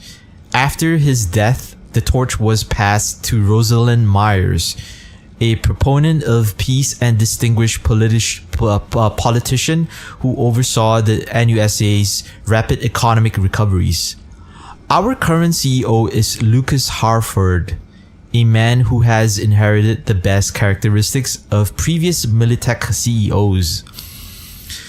the spiritual successor to General Donald Lundy, as well as a faithful ally of the NUSA's incumbent president. Harford continues the pragmatic and level-headed policies that his predecessors were lauded for. That's hilarious, man. Timeless moral values. How the fuck are you gonna say that about someone who like wages war? Right? Isn't that stupid? Okay, let's take a look. News. Militech International Armaments has signed a deal to purchase 35 Manticore AVs from Silver Sharer Limited. For years, farmers have been struggling with radical nomad eco-terrorists who wish to reforest the Amazon plains by destroying soy plantations. These nomad criminals are brazenly unconcerned about the agriculture food crisis this would cause for all of South America. The CEO of Militech, Lucas Harford, has footed the medical bill of Fred Halsey, a veteran of the Unification War. While on business trip, Mr. Harford recognized Halsey's pneumonia symptoms and ordered him to be evacuated by a trauma team. As Harford said, no American soldier deserves to suffer alone and die on the streets. Militech's Rapid Response Divisions has dealt a decisive blow to a radical extremist network planning a series of terrorist attacks on NUSA territory. It is unclear whether they were acting alone. Reports have confirmed that approximately 75% of those slain were Japanese citizens. Is this the people that were killed in the story in fucking the Cyberpunk anime? Okay, let's read careers. Militech is a 3-time recipient of the Best Employer in Night City award. We offer unbeatable working conditions for everyone, whether it's in administration or in our armed forces. If you are interested in a career in Militech, join our applications network today. Currently, we are actively seeking net runners and recruits. Okay, pretty cool. Okay, we got 3 more. Man, I read a whole bunch of stuff today. WNS News. Asbestos found in Militech implants. What the fuck, bro? Asbestos is such an old world sort of thing. A faulty batch of Militech limbs has led to a mass allergic reaction among Arroyo residents. All signs point to the trace amounts of asbestos mixed into the implants. Militech heads in Night City have declined to comment on the issue. Are they afraid of the truth, or sorry you're not subscribed? Sorry you're not subscribed, that's funny. MaxTac is on a roll. In just a single week, officers from the elite MaxTac unit stopped as many as 9 cyberpsychosis attacks. Only 4 civilian bystanders were killed and 6 left in critical condition. 2 of the attackers were taken alive. Currently... ... Highway extension cancelled. The city council has rejected a proposal to build a new stretch of highway aiming to connect Night City to Los Angeles. The proposal was put forth by Night Corps out of concern for public safety. The relentless attacks from nomads. A theatrical cesspool. Corporate wars is like a sewer. It's a putrid, seemingly never-ending deluge of crap. This tone-deaf musical takes real historical events and throws them into an industrial-sized propaganda blender. Not to mention the talentless performers from the main roles. Massacre in Japantown. An investigation is underway into the cause of a mysterious shootout in Japantown. According to sources, the NCPD found the bodies of Lazarus agents on the scene. The lone survivor claims that the attacker was a portly man with a black cyber arm. Portly as in fat. Okay, let's take a look at world news. Wow, they got so many news. Bushfires in eastern Australia. At least 300 people have died as a result of devastating bushfires in eastern Australia. Trauma team paramedics are working overtime to save as many clients as possible. Client priority is determined by their package grade. That's funny, man. I like the writing in this game. It's pretty good. Cave lion cloned. Bioengineers are celebrating the first successful cloning of a cave lion. Scientists from Yakutsk, Tokyo and Seoul used genetic material from the remains of an ancient female lion discovered in a bog not far from the Kolyma River in northeastern Siberia. Wow, okay. Londoners clash with nomads. Clashes broke out on the outskirts of Oxford between the refugees fleeing flooded London and the local nomads. Can I just subscribe? How do I subscribe? Oh wait, can you subscribe? Wait. Let me see. Oh, you cannot display. Okay. So even if you want to subscribe, it's no bueno. Okay, let me go back to where I was reading. Clashes broke out on the outskirts of Oxford between refugees fleeing flooded London and the local nomads, who accused the Londoners of occupying their campgrounds and depleting their water supply. Water wars. Riots in Seattle continued due to prolonged drought in the region, intensified partly due to the President Meyer's decision to supply the city with cheap drinking water, though not enough to satisfy all residents. The theft and murder rate has increased dramatically. Shock ski jumper disqualification. Controversy has erupted after a ski jump athlete was disqualified in the finals in Samjeon. Sigurd Oyen was accused of using an unapproved exoskeleton that markedly reduced his weight. That's cool. I like that. Oh shit. Okay, under entertainment, Watson horror shocks audiences yet again. America's most notorious hit TV series can't stop leaving audience slack-jawed in front of the screen. This time, the protagonist of Watson Horror agreed to eat 5 jars of assembly line waste from All Foods' Sin Meat products. Unofficial sources have informed WNS News that the star fell severely ill and was evacuated. Red Menace and a new bow? Could it be that the most explosive member of the hit band Uzcrax has found herself a new lover? Red Menace was last spotted in the company of a Canadian esports athlete. The singer was wearing an adorable pair of neo-kitsch pants in contrast with her usual style. 2077 must-have travel guide. Planning a city break but worried about running into nomads? Have no fear, our guide is here to tell you which cars and weapons are best when it comes to self-defense. Also, don't forget about protective acid rain gear and sandstorms. Albanian newest performance, but is it art? A refreshingly old-school performance piece, or an utter lack of taste. An Albanian artist doused himself in CH00H2 and set herself alight in the center of the capital, Tirana, in order to remind the world of her country's annexation by Yugoslavia. That's like the fucking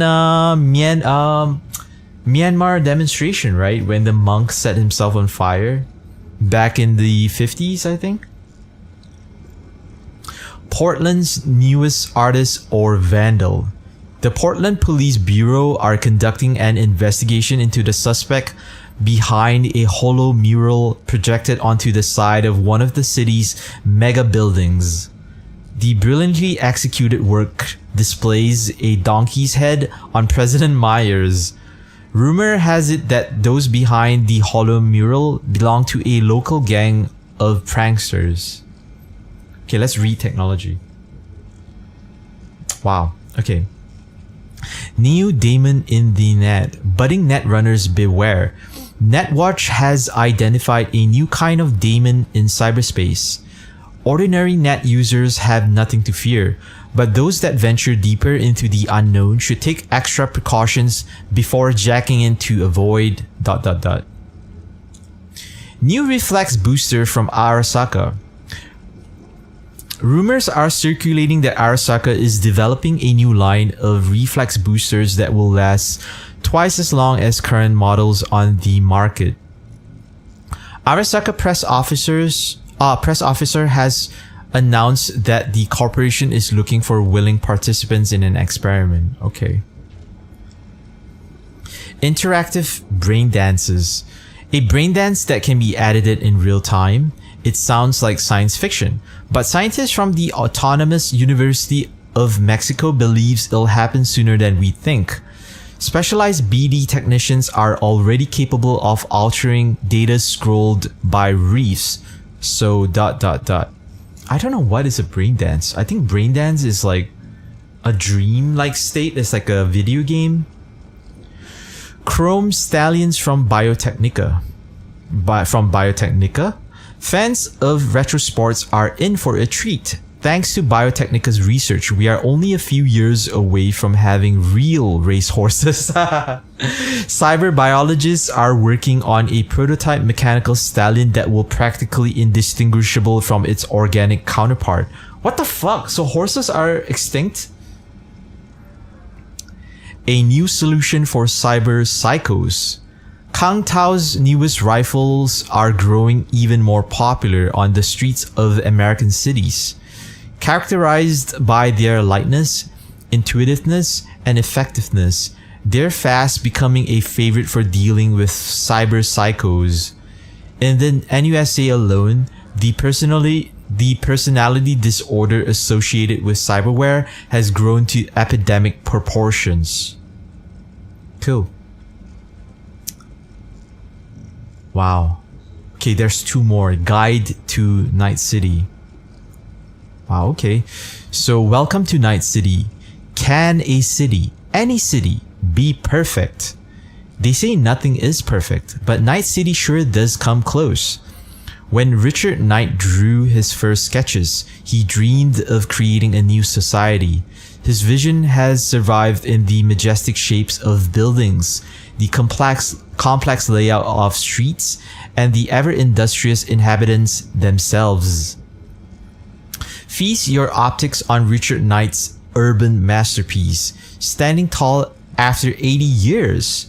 Cool off in the shadow of corporate skyscrapers in Corpo Plaza. Eat scrumptious onigiri in the neon glow of Japantown. Get footloose in any of the clubs downtown. Just remember to stay in the neighborhoods under NCPD jurisdiction. Night City wears many different masks. Cool. Okay, let's click on the history.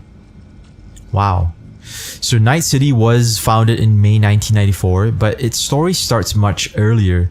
The day the young visionary Richard Knight founded Knight International, today known as Knight Corp. When the world descended into chaos near the end of the 20th century, Richard Knight dreamed of a modern city free from oppression, poverty, and the errors of the past. A city that would be guided by the invisible hands of corporate experts. Not long after, Knight went into business with three huge investors, Arasaka, EBM, and Petrochem, who financed the construction of a metropolis. Night City's original name was Coronado City, taken from the bay that it was founded on. The following years witnessed global war and ecological destruction. The United States of America collapsed.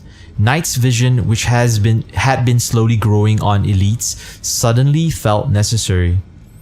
They understood that humanity needed a bastion of law and order upheld by corporations. Coronado City started to attract even more investors. Unfortunately, not everyone agreed with Knight's ideas. Shortly after, our founder was murdered by unknown assailants, still unknown to this day. In his honor, the city council decided to change the metropolis name. Since then, it has appeared on maps as Night City. The next decade was marked by a period of anarchy. After Knight's death, the city became a bed of lawlessness. The situation became so dire that in 2011, corporations restructured the council, allowing Night City to continue function in the form we know today. Even in spite of terrorist attacks, the Fourth Corporate War, or the hostile ambitions of the NUSA, the city still lives and breathes, nurtured under the wings of Arasaka and other mega corporations. Wow. It's pretty cool. Pretty cool. Damn, I gotta drink some water.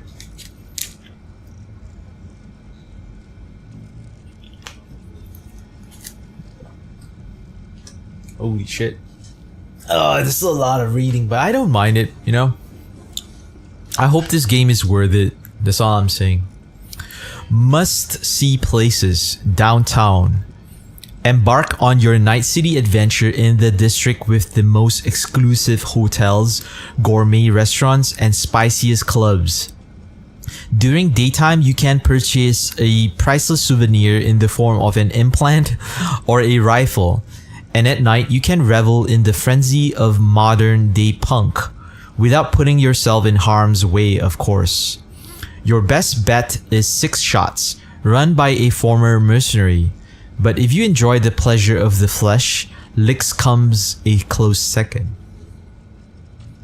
Helix says there's a lot of lore. I don't mind it, as long as the story is good, you know?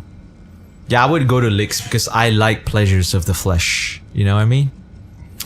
Corpo Plaza, the jewel of neo-postmodern, neo-militaristic architecture, which serves as a home to the largest corporations, paradoxically owes its style to the tragedy in 2023. The terrorist attacks on the former Arasaka Tower damaged surrounding buildings, requiring the complete reconstruction of a large part of the plaza.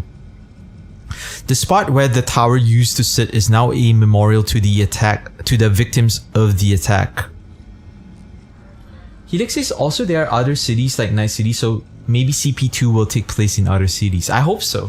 I hope they improve that shit, but I think like the next game that CD Projekt is working on is Witcher 4, right? Okay, so Kabuki, a must-see for any self-respecting tourist. It's in Kabuki that you'll find the Med Center, where anyone can go and chip themselves a new limb or reflexed booster. Seekers of local goods will find a motley of little stores with affordable wares, though we advise caution, especially at night. Nomads and violent gangers are often found lurking the dimly lit streets. Isn't Kabuki where you come all over the... that's Bukkake, bruh. Bukkake. Kabuki is actually a form of like theater, right? I think it's Kabuki. I think Kabuki is like a painted face. So Kabuki theater is like when you watch like a theater performance of people that paint their face with the Kabuki face paint, the white paint, right? Kabuki. Bukkake. Oh shit. Damn, man. I'm actually watching the September Grand Sumo event on NHK World Japan. It's pretty hype. They have like two Yokozunas, Onosato and Hoshoryu. Yeah, I highly recommend, if you haven't already, to try to get into sumo wrestling, because it's a really awesome sport. You know? And there's a lot of supplementary content on YouTube where each sumo stable that participates in the event have their own YouTube channel. where you can watch their day-to-day lives of their training, the way they eat, their food is pretty awesome. I recently got more into sumo wrestling, and it's really cool. Okay, let's read this. Japantown. Lovers of the land of cherry blossoms will feel right at home here. Among the numerous available tourist attractions, it's worth highlighting the Shinto shrine dedicated to the kami of chrome and electricity, as well as the cherry blossom market, which boasts the most delicious ramen in town. Chance takers will easily find pachinko machine to sink hours into. Japantown reveals its finest colors after dusk. Okay, final one. North Oak. You can catch breathtaking views of the city from the hills that surround it. North Oak is by far the most charming of the city's district, with manicured lawns and lush greenery. It's the perfect place for a relaxed stroll, well away from the cramped and chaotic urban streetscape, just as long as you don't trespass onto any of the properties. North Oak is largely home to the city's celebrities, politicians, and corporate elite who can afford to install the highest caliber security systems. Okay, let's take a look at this. Useful link. Okay, so these are Night City Police Department, NCPD. Officers subject to the office of the Mayor of Night City are duty-bound to protect night citizens and tourists throughout the city. It's important to remember that the NCPD is unable to help individuals located in certain neighborhoods. Yo, that's in real life, bruh. It's like very similar to Los Angeles. If you're located in certain neighborhoods, the police will only come over to pick up dead bodies, you know what I mean? Such as the combat zone near Pacifica and outside city limits. Wow. Night City Area Rapid Transit, NCART. NCART, Night City Area Rapid Transit, runs Night City's public transport system and offers both metro and streetcar services. 6 lines connect all city districts, from Westbrook to Pacifica. For your safety, please note that the metro stations lie outside the NCPD's jurisdiction and are not patrolled. Yo, what the fuck bum-ass NCP or police department is this, man? We don't serve certain neighborhoods. We don't patrol past a certain city limits. What the fuck? Are they poor? Okay, let's see. Night City Network. When using the net in Night City, remember to access only domains that are approved by NetWatch. Never access domains with the extension .web. If you encounter a rogue AI, immediately contact the NetWatch hotline. So the ones that are safe are .corp, .pub, and .law. Don't ever go to .web. You gotta remember that shit, huh? Okay. Office of the Mayor of Night City. Night City government is compromised. Oh, okay, I read that wrong. I thought it says compromise. Oh, my bad. Okay. Let me redo that. Night City's government is comprised of the Office of the Mayor in cooperation with the City Council. The Mayor is the de facto president of the city, equivalent to a head of state. His authority encompasses the Night City Police Department, among other official agencies. Okay. Pleasures of Night City. Night City is a paradise for those seeking limitless pleasure and entertainment. You'll find the best nightclubs, strip clubs, brain dance bars, and traditional cat houses and doll houses. Cat houses basically means brothel. The choices can be overwhelming, which is why we created a guide to help you navigate the near endless possibilities. Okay, let's click contact. Cool. Okay, final one we gotta read. It's called Stop Myers. Dear Mr. President, we know that you are considering running in the new United States of America next presidential elections. Out of concern for the future of this nation, we appeal to your reason to stay clear of the race. We are well aware that your decision will largely benefit Militech, with which you have deep and long-standing ties. We are here to tell you that America, and particularly Night City, does not stand to benefit from your re-election. We do not want a leader who will lead this country into open armed conflict. You would answer that war is not your intention, and yet you regularly refuse to sign a peace treaty with Arasaka and firmly insist on a return to the old USA, blatantly disregarding the independence and sovereignty of the free states. We hope that you make the right decision. Signatures collected 352,091. Can I sign the petition? Oh, I signed it. Damn. Okay. Damn, America is all types of fucked in this world, man. And we just got done reading all of these.